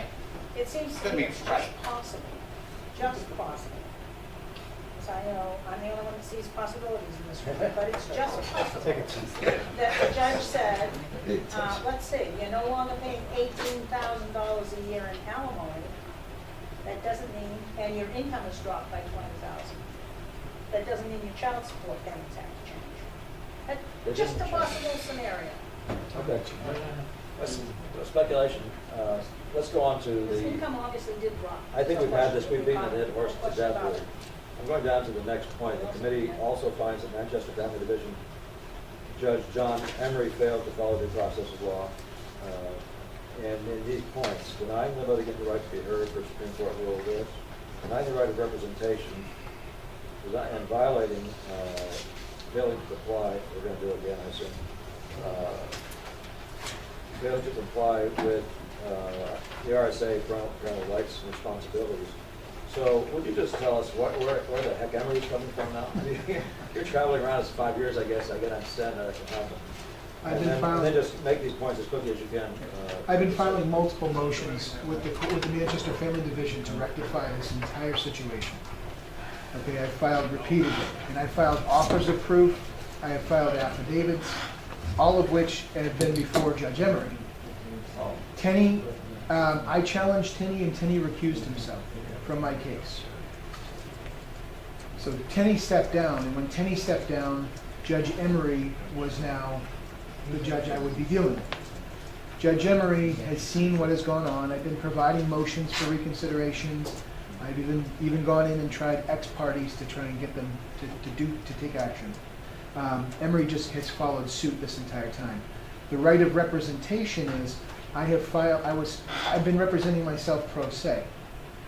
I had filed with the court to be represented by Michael Puya, and they denied me. We filed a motion for that to take place under RSA 311, which is the right to be represented by any common citizen of good character that does not commonly practice law. He does not commonly practice law, yet Emery has repeatedly denied me the ability to have representation by Mr. Puya. Okay. So that's point 2. What about point 1? Question on point 2? On that point, does this gentleman have an expertise in this area? Because, I mean, the court has an obligation not to allow you to have counsel that doesn't have any expertise. No, 311, what we motioned the court for. I know what 311 is, and I know because we have some people that are members of this body, the legislature, that actually go into court with folks. I'm just asking if the person you chose to take into court with you had an expertise in child support areas. They do, yes, he does. Okay, that's- He's a mediator, the children mediator. Representative Parker, your hand was up earlier. Okay, thank you. Actually, part of the first question, but just to clarify, this is the same Michael Puya who filed a petition in 2009, back when petitions could be filed, but wasn't a committee. He's also, and that would also be the same Michael Puya who's involved in the bill of address hearings, and I guess that was in 2010. Yes. I know that he did file a petition. I don't know if those are. You're referring to Michael Puya, I believe you heard in that office. Yes, I know. Representative. I don't think we need any more clarification on that, do we? Moving on to point 1. Would you help us with denying a litigant the right to be heard? Yes.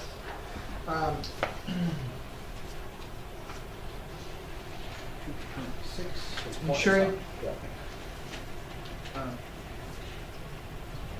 Ensuring, 2.6 is ensuring the right to be heard.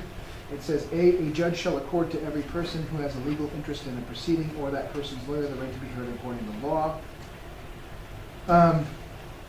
Okay, it's an essential component of a fair and impartial system of justice. I had petitioned the court, I had petitioned Judge Emery several times to be heard on my financials and on reconsideration of these financial matters where he has repeatedly denied me a hearing on. He said, no, the court's already ordered. He never gave you a right to be heard? He has not given me a right, and I've even quoted plain error of the court, procedure Rule 16 of the New Hampshire Supreme Court, plain error, which it says, a plain error that affects substantial rights may be considered even though it was not brought to the attention of the trial court or the Supreme Court at any time. You could, if it's a plain error of the court, you're ensured the right to be You heard. brought up the plain error issue at this point? I did, yes. And did he make a statement about why? No. Then that's very clear, I think, to me, and then to everybody else, just because it's clear that the government's going to do it. No. We'll go to 3.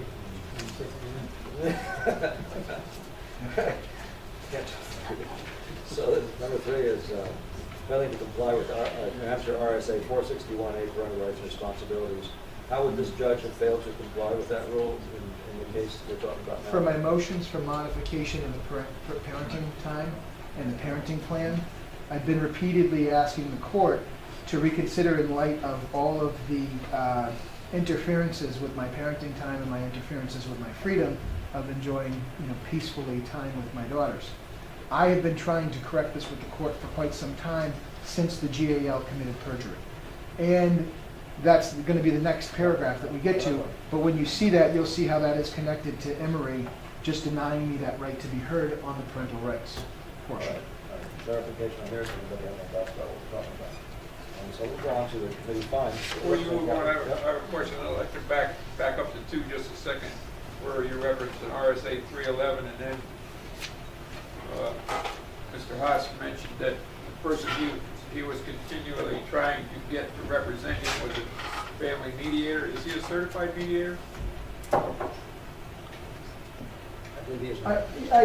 Yes, I do believe. Was he not? Is that what the question is? Was he not? Was he at that time a certified mediator? Just being the past year, yes, probably. The reason I bring that up is because in RSA 328, certified family mediator must be, can only be appointed with the consent of parties to the divorce assets and all that. So if he was just requesting him to be represented and his wife was opposed to it, he couldn't represent him. That isn't what happened, though, right? There was no conversation about the wife. No. Or that's. But this RSA 328 says both parties must Mr. agree Chairman, Yeah, to it. with that, I was there on that case. He wasn't asking for mediation between the two parties. He was asking for this individual to represent him as a pro se attorney or whatever you want to call it. And if I understand when I read the law, you can pick anybody to represent you. I don't think they have to be experienced in the area. You can just go out on the street and say, hey, look, I need somebody to help me. I believe I'm correct on that. I understand that, but my question was if the judge considered him as a certified family mediator, would that cause? Did the judge ever rule No, on yeah, it? that would be great. It seems to me representative. So I I'm do not trying to- believe so, because he was not being asked to serve as a mediator. That's correct. He's being asked to serve as counsel. Correct. But he is a Does certified. 311 still apply then? No. What's it? 311 is the wrong word here? No, 328 is what he just. Oh, you said 328. I missed it. He switched. Yes. Okay. RSA 328. Yeah. The reference here is 311. Representative Keaton. The problem is, the judge can't let you come before him and claim, this is my expert, and he's gonna settle this whole thing, and then because he does it wrong, and totally wrong, you get screwed. Okay, so the judge has to have some proof that this individual that you're using for your representation has some expertise in the area. Is that provided for in law? Yeah, Where? I don't know, it's that. And Mr. Chairman? Ask Fran Windelbaum, she's been doing it for years, ask her. Fran will tell Yeah, you. but she didn't come in with any expertise. I know her background. Representative Burton. Well, so if I represent myself, I don't know the law. And I'm asking, Yeah, let's read that. well, and I'm asking somebody that has a little bit more knowledge. Totally different. Well, counsel is counsel. Well, let's not, I think we know this is a larger discussion. Representative, Let me clear it up by the judge's own words. okay.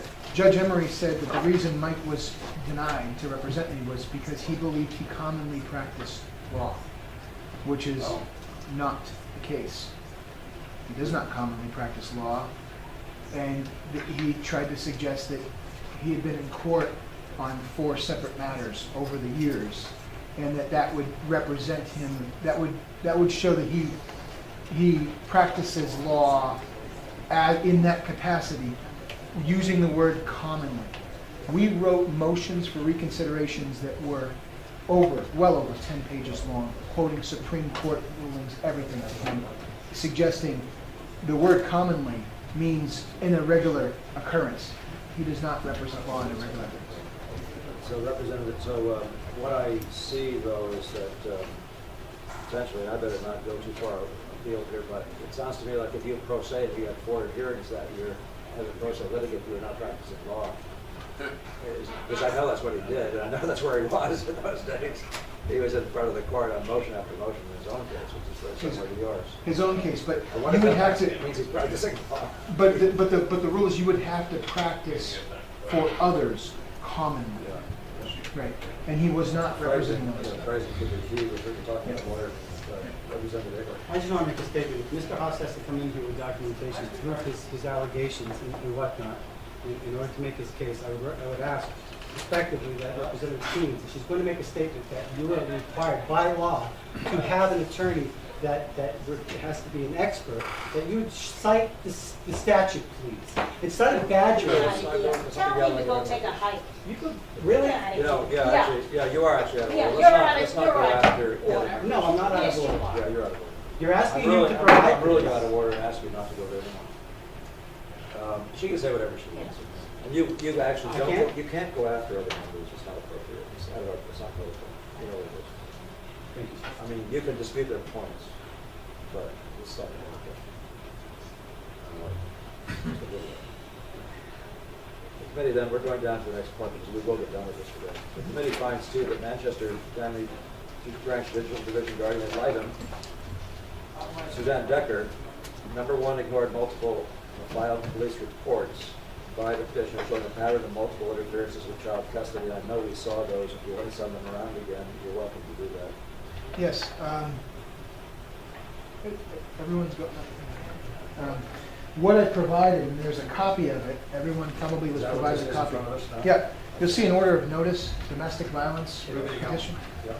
Okay, this goes back to August 4th of 2006. I filed an ex parte motion with the Hillsborough County Superior Court.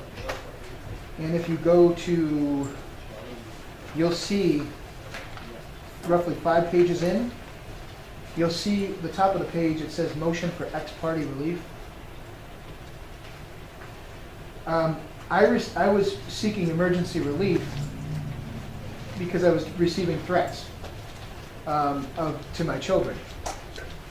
And there is a presumption that a fit parent always acts in the best interest of their child. I was acting in the best interest of my children.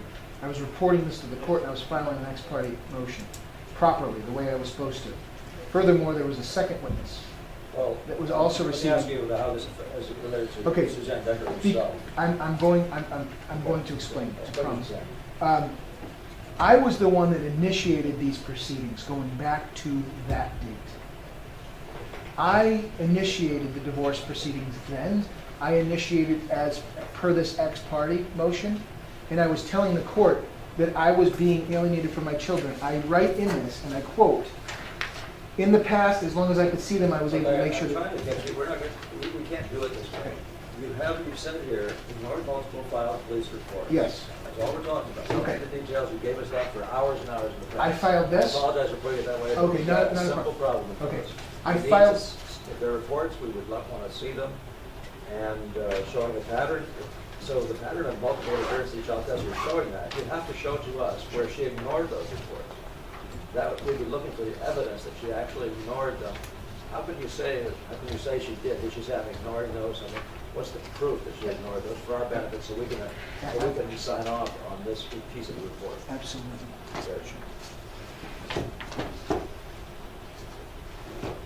I'll provide you a copy. And we'll, I'll make it. Your representative, where do you go? I filed, Poll, can you poll the folks out there and see if they have their name in town? I will do my best. I will also leave you my notes. That's the way she ignored, yes. She ignored October 2nd, 2005, August 4th of 2006 with the ex parte motion. What do you mean she ignored? So it doesn't mean she's supposed to reference them in a report, or how do we know she ignored it? Yeah, is that what you're saying? Let me- The yeah, report should show that she made a complaint and it didn't? Yes. It's not, this is a concept thing, not a fact thing. No, it's a fact. Under the Child Protection Act, it's Chapter 169C. 169C:3. It basically speaks to any official, including GALs and folks appointed by the court, are supposed to notify if children are being injured in any way. And 169C:3, paragraph 2C says, psychologically injured so that said child exhibits symptoms of emotional problems generally recognized to result from consistent mistreatment or neglect. I was reporting to Miss Decker repeatedly that I was being impeded. Every time I was visiting with my children, So I had you've shown filed us, you've shown us that you've complained to her, agreed. And then what we're looking for is the proof that she ignored it.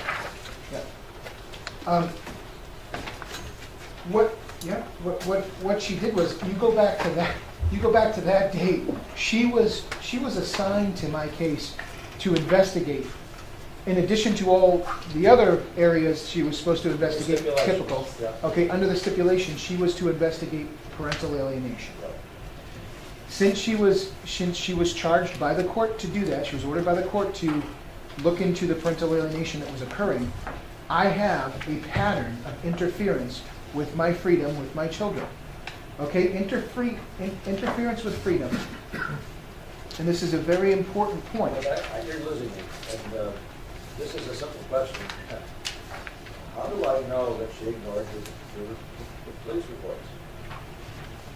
Because she took no action on them. She didn't report them to the court. She didn't put them in her reports. She did not represent. Representative. I was trying. No, you may not answer that question. Without being recognized. You are recognized. Yeah, well, Mr. Chairman, if there were police reports on file of abuse from this woman, why didn't you bring those to court? Maybe you should have had a real attorney. Maybe that's the problem. Maybe Mr. McCool or whatever his name You is. still don't have to answer that. I mean, Representative, you we're still don't bring talking that about, into the court room. Representative, we're talking about the guardian ad litem. We're not talking I about. understand it, but it's not the guardian ad litem to go to the police station and get those. If he acknowledged of it, he should have brought those into the court. You have a point of order, Representative, do recognize your point of Well, order. it seems that again, you're having a badgering moment here. You know, if you're badgering the petitioner. She asked us The to- point is taken. I can make that point. I'm asking you to just stay on. There's a question, Mr. Chairman. Would you ask Mr. Haas why he didn't bring those reports, those police reports? Why you didn't bring To them? us, yeah, to the court. Did you When bring he them to wanted the his court? ex parte. Chairman, I most certainly have. What? And I most certainly have. You And have I've made- taken the court. Yes, I have. And I've You took made, the court separately from the GAO? yes, You gave them directly to the GAO? yes, I have. I brought them to the court, yes. How would we know that? I can show you motions where I've made the court aware of it. Okay. You bring- And you have it with you? She'd like to Yes. have a copy. Yep, You have the reports. yes, Police reports. yes, I do. Okay, that would be very, very helpful. Sure. Mr. Chairman, I have no question. Mr. Representative Keyes. Yes. According to the paperwork I've seen, you had been separated for 18 months before you wanted an ex parte divorce. Is that correct? Yes, that is correct. Okay. Follow. Did you follow? Do you understand the nature of ex parte? Ex parte means there's an imminent threat and danger. So Yes. it's hard for me to sit here and understand that all of a sudden, after 18 months of separation, there's an imminent threat, an imminent danger. I think you actually explained that to us Please. before, but go ahead and do it. Well, Okay.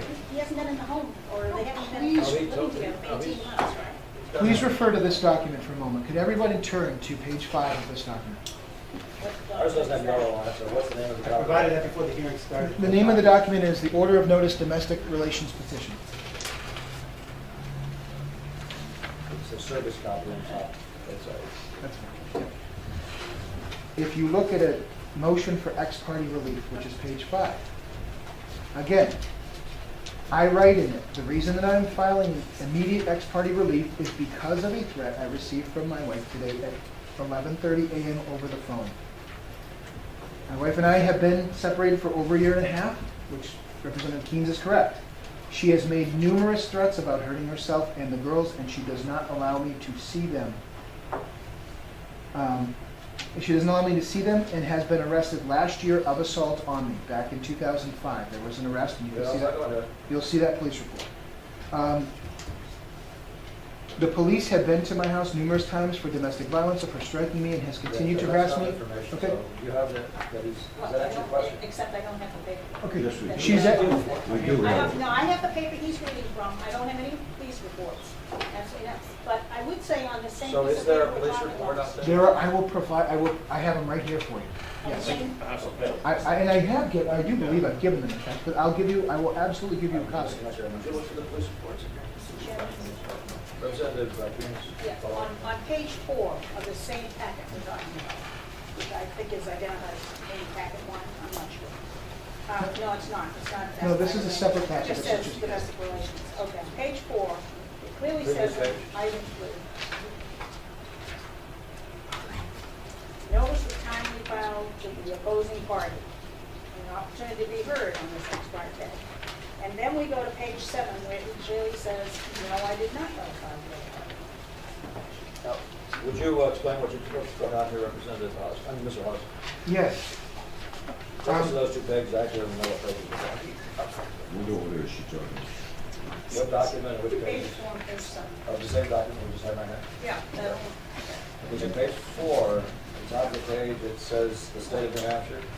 Item C.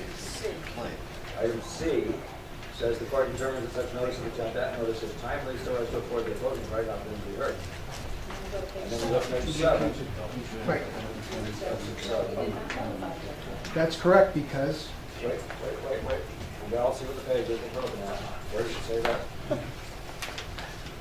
Where? Where is it? Where is it? I don't have the numbers on the page.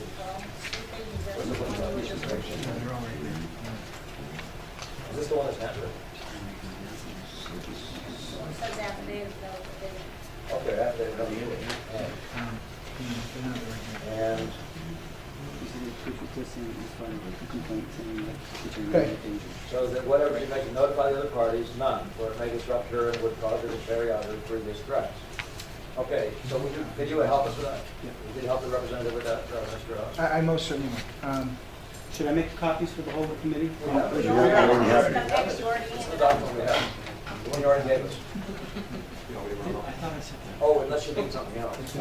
The police reports? Those are the police reports. Oh, yeah. The actual police No, let's just reports? pass it around, let's not take extra time, let's just pass that around. That's, that Can you is make in a our copy? file, right? We'll give it back to you. Okay, would everybody keep that package together so it gets back to you, Mr. Haas? We can then make copies ourselves. We should have that in our file. I do understand where Representative Keenes is coming from, because every time I have made ex parte motions, after this particular period of time, I've always had to give properly, have to provide notice to the parties. I was told by the clerk of court in Hillsborough County that day, she said, you can, this is why I wrote this in. She told me to write it in because she said, you have to give us a very good reason why if we're not going to notify the other party. And I wrote that because she told me to write, she told me to give the court a good reason. They were going to rule based on this. On the Now- second part of the first one, the first statement. Yeah, my ex parte motion. Now, Okay.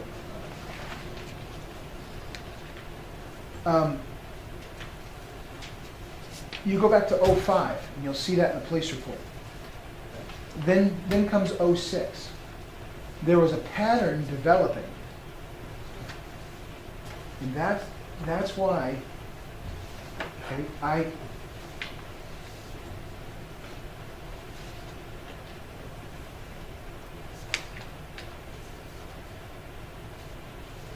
what, just give me just one quick moment.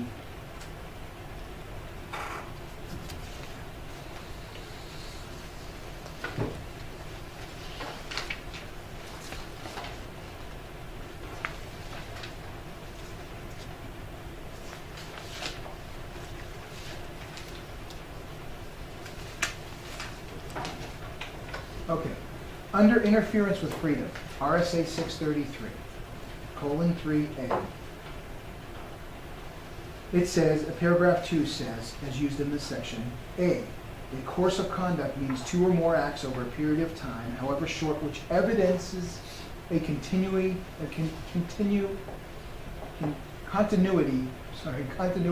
of purpose. I was showing the GAL a repeated pattern of interference with my freedom. I was showing her a repeated pattern that my children were being thrown into the middle of this, and she was making threats, she was scaring me. There was a lot of, I had to file multiple police reports, founded or not. It was a pattern. It doesn't say that you have to prove them. It's an ongoing pattern that says that there's this conduct going on and it's interfering with your freedom. The GAL, from the point of her assignment, was instantly notified of this. I brought this to her. I had multiple, David Braderman had written to her and said, this is going on. This needs to be looked into. She took no, she took no action in it. That's why I'm saying she's ignoring these multiple police reports. She didn't tell the court about this. She didn't inform them that this was going So on. this doesn't show up in any report. Correct. She wasn't telling them of the police reports. And when we get to the point where I'm going to talk about, she perjured herself she perjured herself in a report that she did file that she wasn't even ordered by the court yet to file. She perjured herself saying she didn't know about these things. No, she perjured the court by trying to turn the whole thing on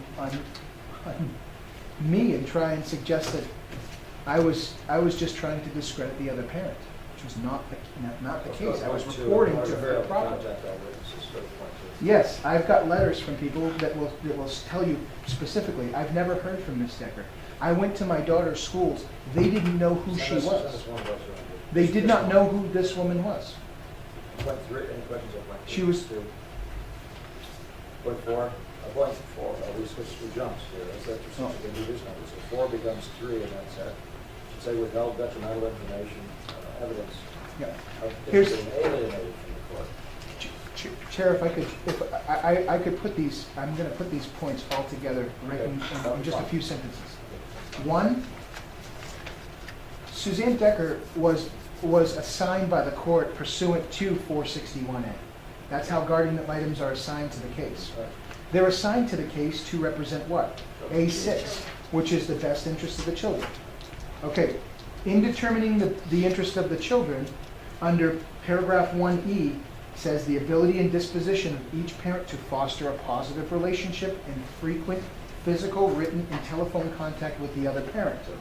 F, the support of each parent for the child's contact with the other parent as shown by allowing and promoting. You know, we've been through this in all of Okay, this. I do, but just allow me. Under I, it says the ability of the parents to communicate, cooperate with each other, and make joint decisions. But J is very specific. J says any evidence of abuse as defined in RSA 173B1, paragraph 1, or RSA 169C3, paragraph 2. Okay? And A of paragraph 5 of A6 also says, if a parent makes a good faith allegation based on a reasonable belief supported by facts that the parent's child is a victim of neglect perpetrated by the other parent, and if the parent making the allegation acts lawfully and in good faith in accordance with such belief to protect the child or seek treatment for the child, the parent making the allegation shall not be deprived of parenting time or contact with the child based on reasonable actions taken in accordance with that belief. Suzanne was appointed to represent my daughter's best interest. That's clearly defined. Allow me to go on and tell you what 173B1 states, because you just heard that it's pursuant to that. 173 says, It's on that list of all the numbers, but this. I have a copy for you, this is your copy, There's a right? list of numbers at the bottom of that. These are, report. yes, Chair, this is That following, section of our report, that list, I don't see that some of these. this numbers. is, I'm going to provide this to you once I'm done reading this. These are the RSAs, these are the statutes, and they follow exactly what I'm going to show I'm you. asking whether this list in our report is the same thing for us. Yes, It's the same list. yes, it is. Okay. Um, So, I'm not asking, I don't want to revisit this thing, you gotta understand, the people on the floor here understand. okay. I have them know before, you've told us enough already now. I just need to know whether you have supported documents. That's all I'm looking for. I do. Period. You have the police Wait. reports. You have the police We'll reports. never end this thing. I understand. Okay. Chair, if I could, though, 173B says that criminal threatening is defined in RSA 631-4. And it does say under paragraph 1D, interference with freedom as defined in 633-1 through RSA 633-3. The nature of this. Okay. think I was said it already. proving, okay, the gist of this is, I was proving I was being threatened as my daughters were being threatened okay, showing a pattern which was meeting the requirement of the We get that interference already. We treaty. get that already. We're trying to get to the Showing- wrongdoing of the GAL. You Yeah. remember that? Showing Miss Decker that. And then, when you read what just some samples of what Miss Decker did. Well, she writes a brief guardian ad litem report, and she says, quote, although the court has not ordered a report, this GAL believes it important to relay some important information with the court regarding the parenting arrangement. And this report is very contrary to what you're seeing in evidence of properly filed police reports, domestic violence orders. I was trying to get. At which point does that come under in this 1, 2, 3, 4, 5, 6? Or as I did it, 1, 2, 4, 5, 6, 7. That failed to protect the equal parenting provisions and parental rights, withheld detrimental evidence of the petitioner being alienated from the children with the court. She didn't So make the the court last work. 4, all. Yeah, she ignored key witnesses. Okay, thank you. Pass that around. That would be very useful. Yeah, that's everything. Mr. Haas, were you paying child support from February '05 to? What's that to do with the GAL question? Is the Well, GAL yeah, question? it is. It is really. All right. I was- During Well, I those think- months when you were separated before you went to court for the ex parte? I was still obligated for our joint debts, and I was paying on joint debts. So yes, I mean, I was still technically paying for, even though I was outside of the house, I was, paying within our regular joint debts in our house. The regular. What was your question? You mean child You were support? paying any kind of aid to the children in these Were you paying 18 child months support when he at was that out of time? the house? I wasn't ordered to pay any child support, Right, but yeah, I was being So supportive what of is it. it with regard to a GAL against the GAL? Well, I'm just, You're well, not- because you're wasting our time on he's trying to say the Yeah. GAL is not responsive to him, and I'm trying to find out if he was a responsible parent. We've been separated for I don't- 18 months. This is not about his behaviors. Mr. Chairman, Well, if you I don't mean, like the GAL's report and you're complaining that she's picking on you, I would say it is about his behavior. If he was behaving properly, If a GAL acts outside the law in relation to him, it has nothing to do with whether he acts outside of anything. We're talking if you're about not the being a GAL. good parent, that's kind of the So GAL's the GAL has fault. the right to then go after him because of some previous behavior somewhere or other? and No, not I'm include- talking about his own and children. not- I'm not not- talking Mr. about. Chairman. not finish speaking, and not Mr. include Chairman. my- Point of order. And not include you don't basic have documentation. You have a point of order? know- I guess I I don't can. think you get one. Yeah, I guess I can. Mr. Chairman, if I may, it was already settled here as a good parent here, Mr. Chairman, because in order to maintain a house for a child, being somebody who went there, was doing the same thing, no support order, but I was maintaining, paying the house, paying the bills, and other stuff. He's already made it very clear That's all I that asked. he said this, 10 minutes ago, and nobody, you're not listening, that he was paying the bills and paying other stuff in the household. So I think we're I beating didn't hear. something, and we need to move on, Mr. Chairman. I did hear that. He did I clarify heard he that. said he was So- paying for the I house. think we're clear on this whole paragraph. I think we're completely clear. And so we go to the next one. The committee recommends, this is all recommendations now, and this is, disappeared. We had a couple of recommendations to amend some RSAs and so on. Chairman, just to You know clarify. you've been heard already. You know you've had a major hearing, and now you've had a second major hearing. And then it's 3:15 in our Sorry, section. Chair. But Maybe mine in particular. I'm- big stretch. what I'm reporting to you is that we're not talking about finances. We're talking about best interest of the children. Period. I think we all know that. I know we all know that. Mr. Chairman, and I would submit there's no roof over the, or if the roof is leaking over the children, we're not doing interest, we're not looking at the interest of the children. I've done this again. That's my only point. So in the interest of closing out and maybe even coming to a vote on a petition, there's a possibility of the national or not. The committee recommends that, number one, the House number one, initiate a full investigation into this case to determine the extent of wrongdoings by officials involved and study the level of injuries sustained by the petitioner on account of their wrongful acts, if any. That's a rephrasing, it's not that's a consolidation of a bunch of series of specific points that I took the liberty of rephrasing, and Representative Avard can discuss that if you'd like to. I'm still in this position. While you're doing that, Representative Morgan has a question of rule. Okay, it's fine. Representative Baltzar. Yeah, under there where we have under the committee recommends the House initiate a full investigation into this case to determine the extent of wrongdoing by officials involved non-complying with RSAs or the laws of New Hampshire. Would you Should I agree? write including, is that what you said? I would say include in there because I think we have a case here of non-compliance with the laws of New Hampshire that are already in place and they're not deciding cases with the laws. So I would say non-compliance of laws in New Hampshire. Is attested against, you said rules and a bunch of other things, so. if you Well, I want- would say wrongdoings by officials involved by including- non-compliance of laws in New Hampshire and to study and, just leave the rest of it alone. You got that? Well, the reason is to study the levels of injury is because he's claiming injury. We don't claim to be trying to correct those injuries in the house, but if we knew the extent of the injury, financially, we're spending millions of dollars of damages.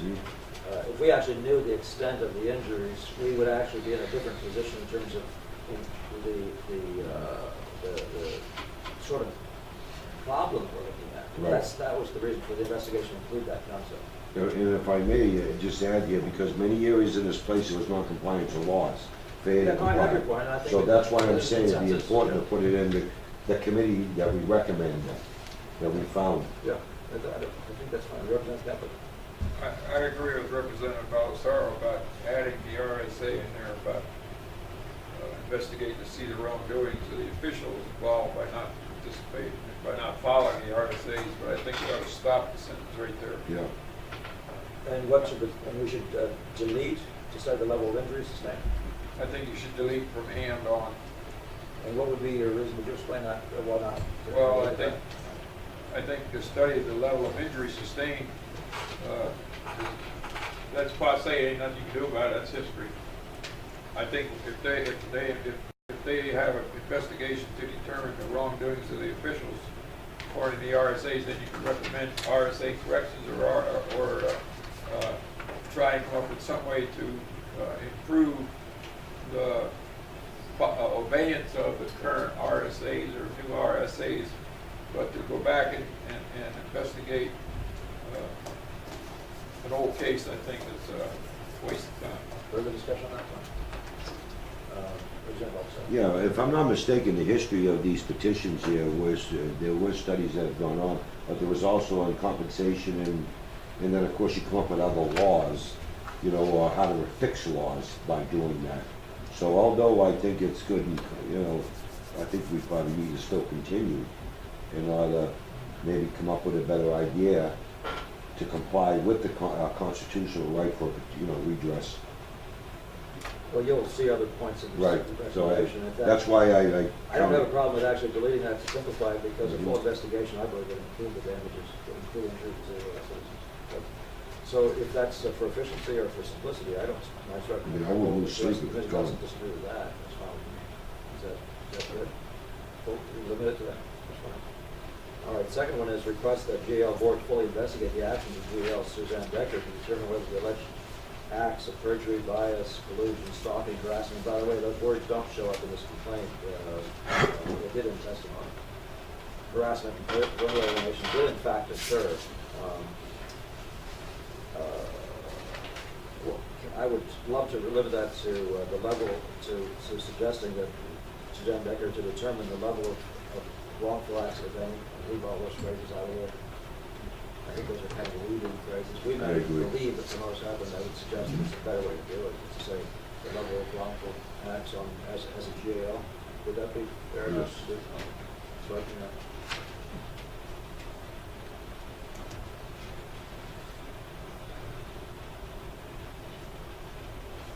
Representative Harding. Okay, hopefully, we got back to what I was asking about before. So there's the police reports, there were no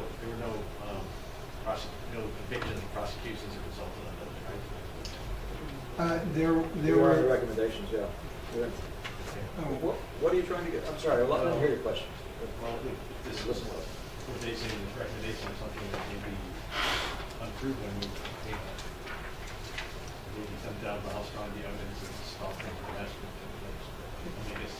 why I would suggest we delete those points, because some of those things become interpretations, and I find it difficult to work with.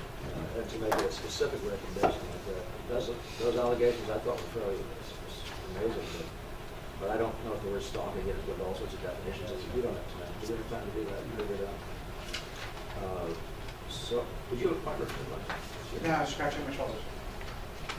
Point 3 then, so it's deleting those and turning them into wrongful acts. Again, introduce legislation is point 3. 2A, remove JL's partial immunity. That would be a generalization to remove guardian ad litems, not hers, but in general, to remove partial immunity for misconduct, perjury, and willful neglect of statutory guidelines. That's a separated point. Any discussion on that one? GALs don't have partial immunity, sir. GALs have absolute quasi-judicial immunity under a Supreme Court decision of Mulcrum. So you'd like that to say quasi-judicial, you just want the verse to change? Oh, that's right. Okay, super not. To remove, yeah, this is legislation to remove. So to remove GAL's quasi-judicial immunity. Yeah. That's a better phrase, a more correct phrase.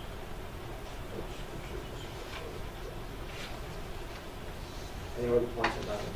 B, is that all statements made to a court by a JL be verified by evidence, documentation, and sworn affidavit? I would suggest that would be and/or sworn affidavit, or do we want it all? Or do we want to do it all? I don't hear any discussion on this point. I'll leave it. It just sounds like the committee is conceding if it stays as it is. Reintroduce 4 is reintroduce House Bill 591 to require all courts properly follow all rules of evidence. That evidence should be required for any motions that have any impact on the divorcing parties' children. I already see a hand over there, Representative Kaplan. Yes, I think it's the last sentence in 4 where it says we also recommend.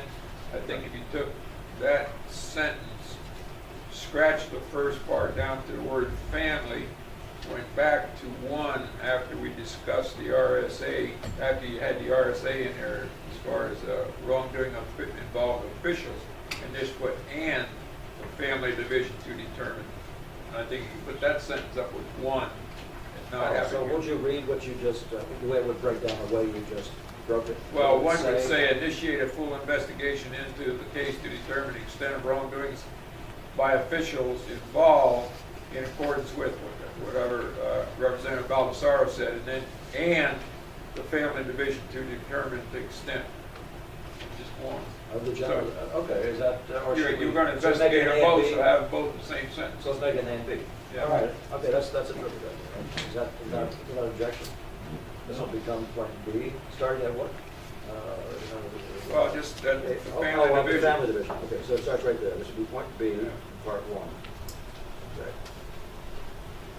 Or is that part 1, yeah. Point 1. Now, recommendations, further recommendations, I believe we have Representative Lambert. Did you come up with further recommendations? I believe you did, or often to. I did. I was trying to find a place to put them, and it looked to me as though in the, where the committee finds further that the Manchester Judicial Branch, Edwin B. Tenney, 1, unlawfully incarcerated petitioner, 2, assigned excessive bail conditions. I would suggest that we add a 3 and renumber the rest to say incarcerated Haas on civil contempt without providing counsel and denying him all remedies available under due process of law. Any objections to that phrase? You have it in a written form. Yes, sir. Any objections to putting that in as That something? puts, that's the place where, it's the place where it seems to have the most context, which is why instead of putting it Can you at the read that end. again, Was that, Mr. Chairman? yeah, and was that, wait a minute, before you go, was that 3 or was that 3 right after 3? Is that what you said? It was right after 2, it becomes 3, Okay. and then 3 gets renumbered to 4, 4 gets renumbered to 5. Okay. So right after assigned excessive bail conditions and place petitioner and family in harm's way in opposition to the 8th Amendment of the U.S. Constitution. And 3, incarcerated Haas on civil contempt without a hearing, without a hearing that provided counsel and denied him all remedies available under due process of law. What about the Constitution? Representative Boswell. What was the, if I may, what was the article that you read earlier? Was that 15 or 13 that we can, touch on that Did there? you say Article 8 at this point? Which one was that? Article 15? We just read it. Is it in your contract? I did not actually, I did not actually cite the Constitution or the Supreme Court decision, which would have said that that behavior would be unacceptable. Did you cite them? Did you cite them in that? Yes, sir, I certainly could. Great. Actually, the proper site, they have on a different piece of paper already to actually hand that one You in. don't have to read it now. We'll just go Yeah. past it. But you just included for us. It makes sense to cite that, the case in the Constitution article, on just so we know what we're talking Now, about. Representative Lambert, I think you had a recommendation as well. Did you? I did,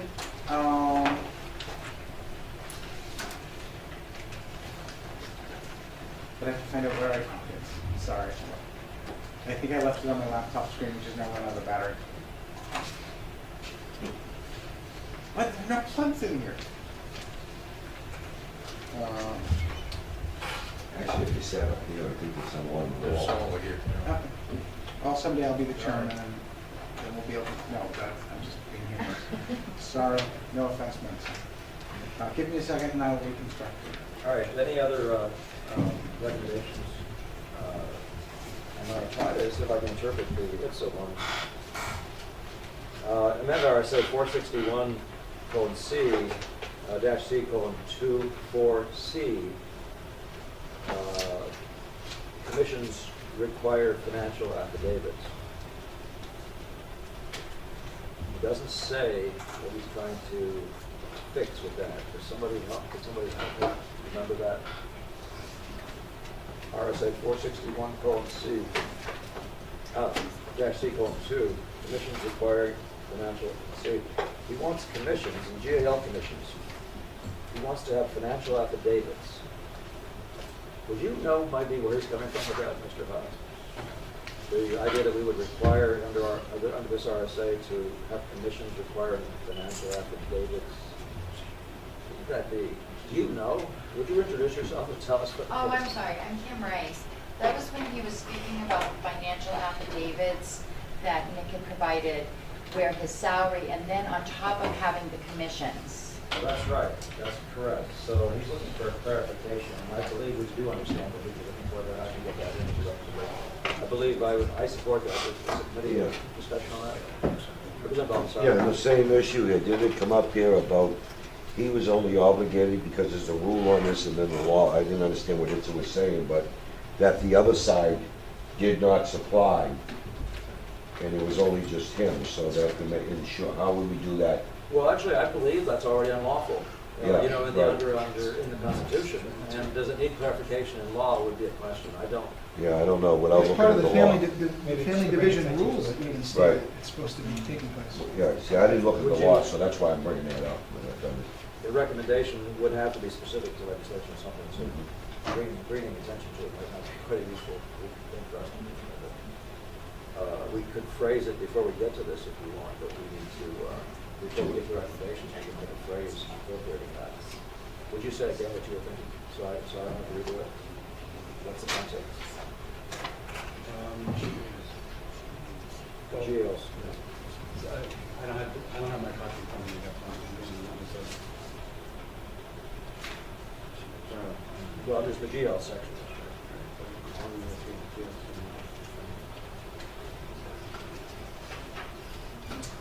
Mr. Chairman, when you're ready. Okay, just go ahead. I don't think about that, yeah. Representative Lambert. The committee recommends legislation that guarantees no individual be subjected to incarceration for civil contempt without all of the protections that the Constitution and statutes for the protection against the deprivation of liberty without due process.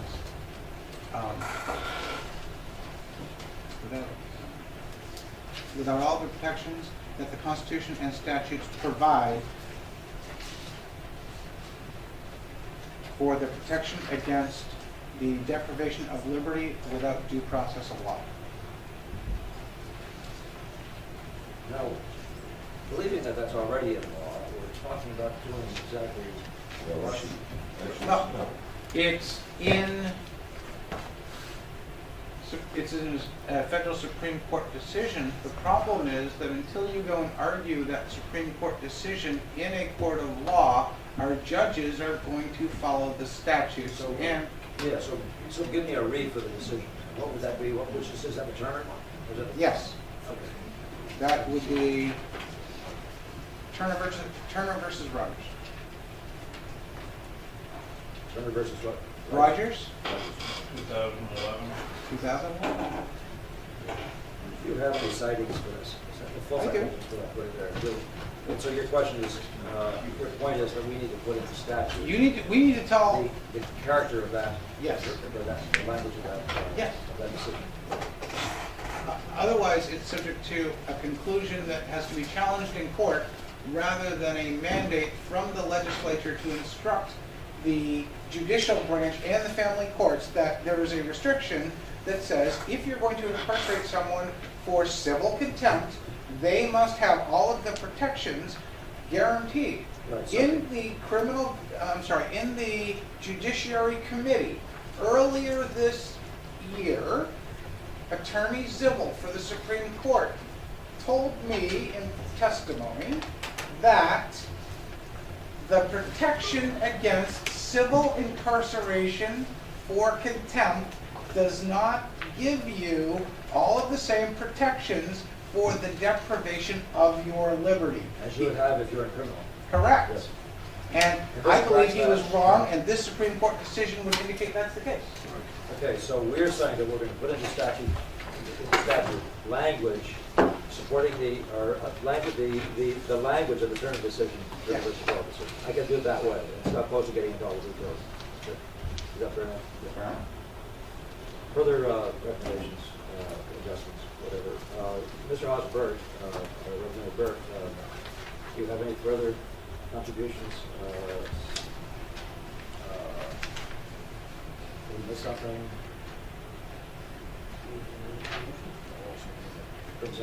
I actually do have one. I think Mr. Haas, in being aware of his rights enough to refuse to fill out that form,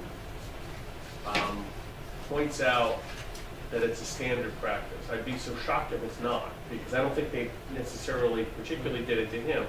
I think that practice needs to be outlawed, just because when someone is basically told, oh, we're going to go ahead and we're going to make you sign something under penalty of perjury, and Representative Itzy made a comment about that basically this is a standard practice. I think that needs to change, because clearly when someone's under duress in that circumstance, asking them to fill out a form that's signed under penalty of perjury should not be a standard practice. Okay, so would you give me a phrase for this? I will put it in here. I think we need to look at making sure that the current practices, and maybe this is a study committee, the current practices of our judicial slash I don't know how we want to put it, but basically when we put someone from the court system into the criminal justice system, that we respect their Article 15 rights, and I think we are sorely lacking in that place. I think we need to study that and say, maybe we'll uncover other stuff, but I think somebody needs to sort of look at that and say, are we really protecting the rights of the accused? Because it seems to me this is not the first time this year I've heard. I mean, I know we got up on the floor and argued that in fact, it's mentioned here. What is it? In 591. I mean, the rules of evidence and all of these. They're all Article 15 issues. They're all the accused are not being protected. We have slid down a slope where we say, well, it's okay because the system will take care of them, and we're discovering the system is not taking care of them. Phrasing, having heard all that, you would suggest studying current court practices regarding current Article court 15 and rights. criminal justice practices regarding Article 15 and make recommendations. I think if somebody looked at that, they might come up with this and a handful of others. Under civil incarceration? I wouldn't limit it I that way. apologize, folks, but it doesn't work this way. I wouldn't limit Representative Avard? I was just gonna say, would you limit that, would you add for both civil and criminal? I would leave it broad. If it's going to be, if it's gonna recommend a study, then at that point, you know, I'm sure it would probably go to criminal justice and people would be assigned and they would go through and they'd say, okay, well, here, we're gonna put our glasses on and look at, okay, are we protecting the accused here as much as we should be? And hopefully they'll have some recommendations, because this is a perfect example. Yeah, so I would phrase it now this way. Study current court practices regarding Article 50, regarding the protection of Article 15 rights, period. Period. I think that's enough. It's very broad, but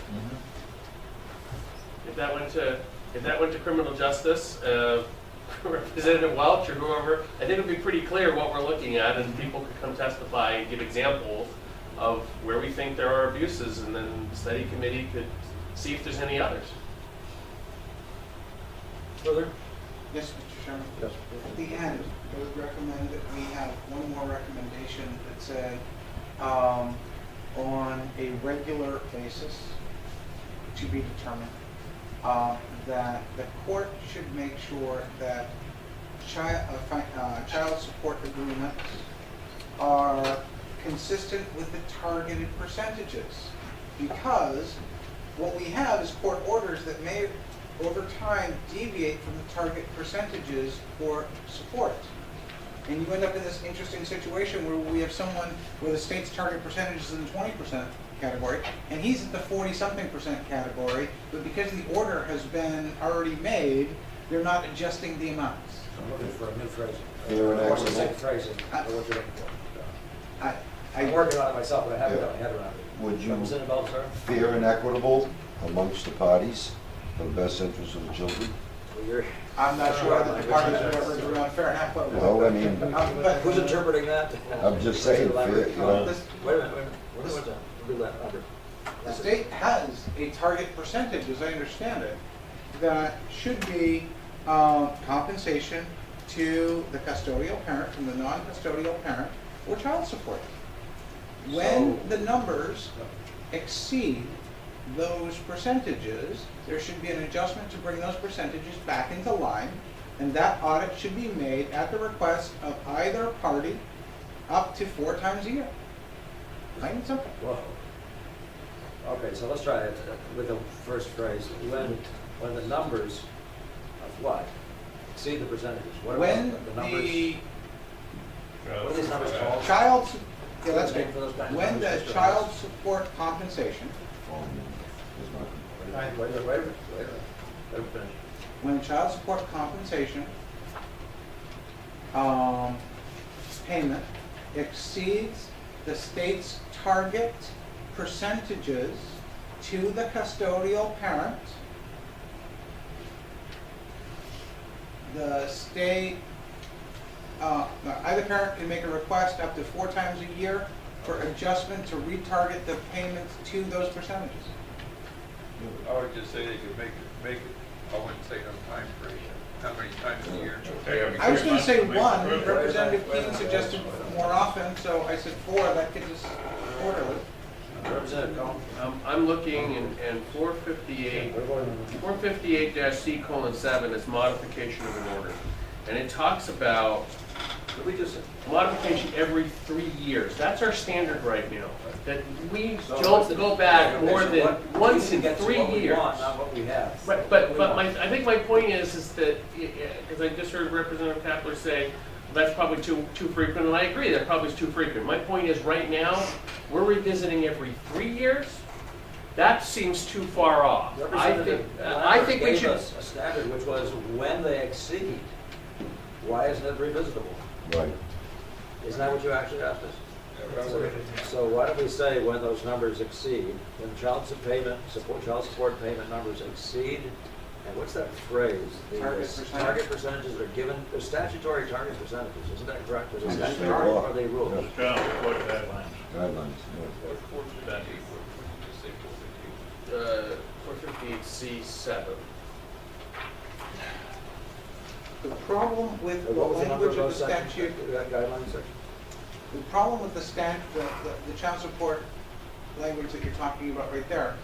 It says unless, it actually has a provision in it that says that if you should have known and didn't know and didn't ask for some variation, you can't go back and ask again.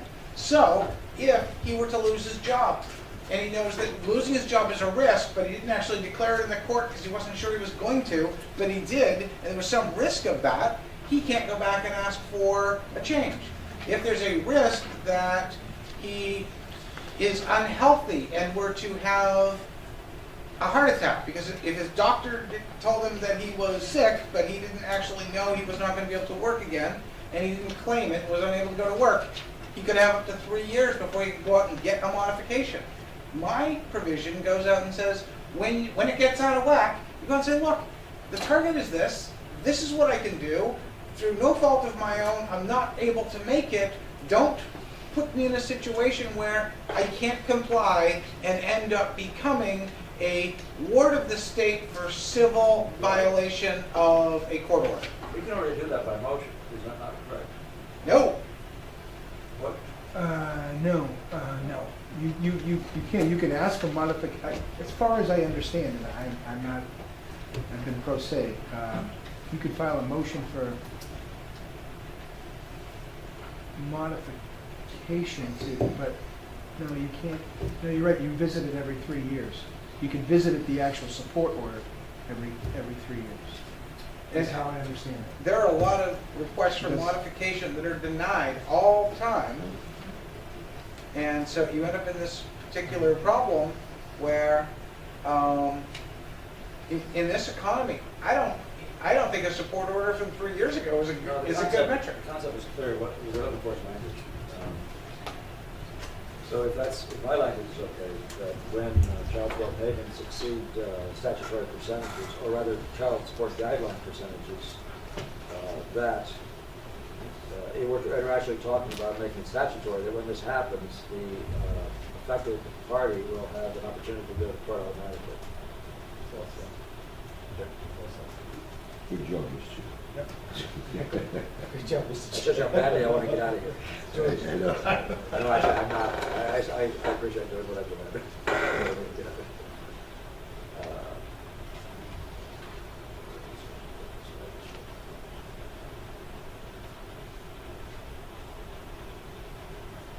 I like the idea that this pressures the judge to actually stay within the guidelines.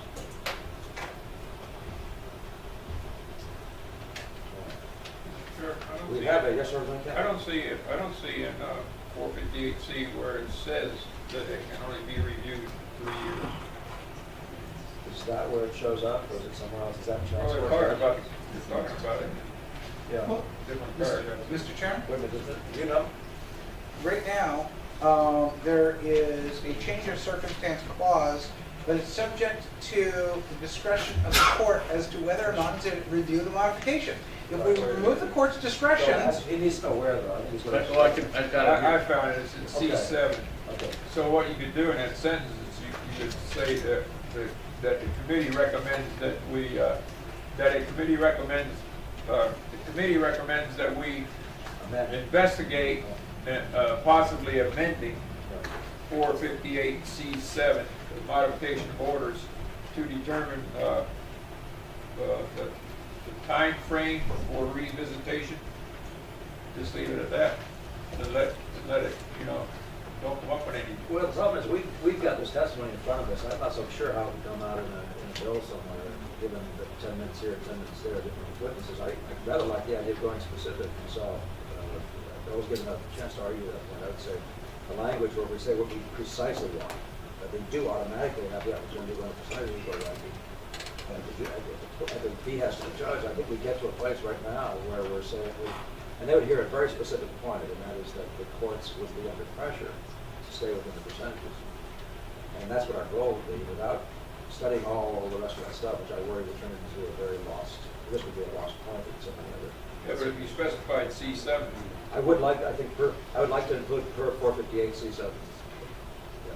I would think that a 6 months review of it, at least in the two parties' minds, would be sufficient, and if there's a reason to go back and modify it, then 6 months is good. Because it So would take that time to decide. But the problem is, I think what we need is the pressure on the judges to stay Right. within the percentages.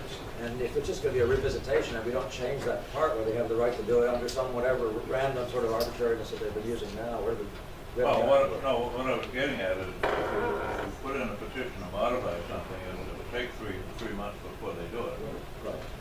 So, if you put in a time frame, it should be a minimum of 6 months, I would say.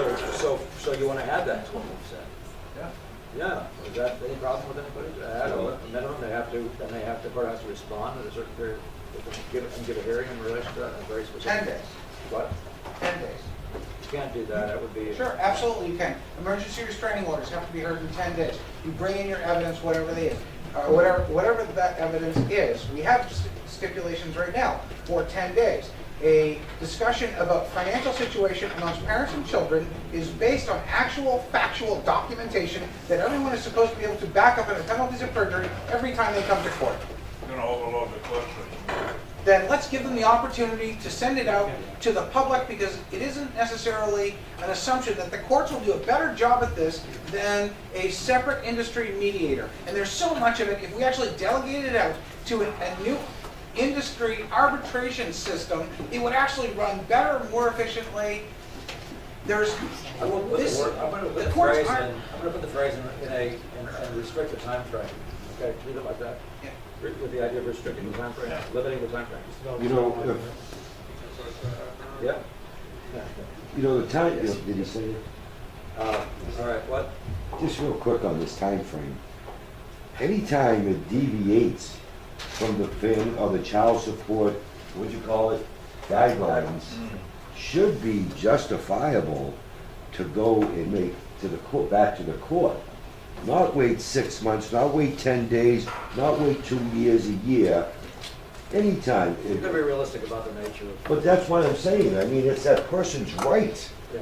And now we We're doing put a it. time limit. I'm just, Well, why is it 3 years? I mean, that's right, it that's an shouldn't awfully even be long 3 years, time. shouldn't even be there. Yeah. But, so let's leave it to the concept. This is concept stuff. And when one of us brings this in, who's very energized, and brings in as a bill, you know exactly how to bring it. Mhm.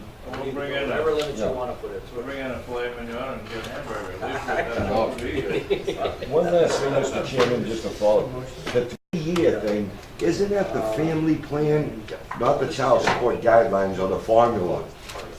I'm going to tell you what I'd like to do here. I'd like to go ahead and make a motion, have a motion made on this thing, and ask you for your indulgence to do it this way. We have 10 people here, I don't know what we're going to have another day, but I'd like to have the opportunity to make the motion, have the motion made, and not have me go through all these points, and then I promise you an opportunity to reconsider. Or I will offer you that I won't give the opportunity to reconsider if I vote on the yes side of this. But I will give you the opportunity to reconsider if I've managed to make a mistake and make an adjustment. Would that be a fair enough way of doing this? So I don't have to sit here in a long, extended process and do this 2 weeks from now or something. I'll accept a motion from Representative Avard. Representative, I would ask that you accept what we've just done. The report. The report as amended with your notes. I'm looking at that spaghetti. But Good notes, man. with the opportunity. If I had the time, I'd go through more carefully. So, that motion, seconded by Representative Petrie. Further discussion. Could you read the changes? I'm begging you. The chair didn't hear any further discussion. So will the clerk please call the roll, beginning with, this is the most senior member of the officials that are part of this committee, and the representative part of this committee, and then going to those who are All right, secondary. our most senior Representative Keynes. No. Representative Avard, yes. Representative Cohn. Yes. Maybe not. Representative Lambert, Yes. sorry. Representative, let's see, Horry. Oh, I apologize, Representative Horry. No.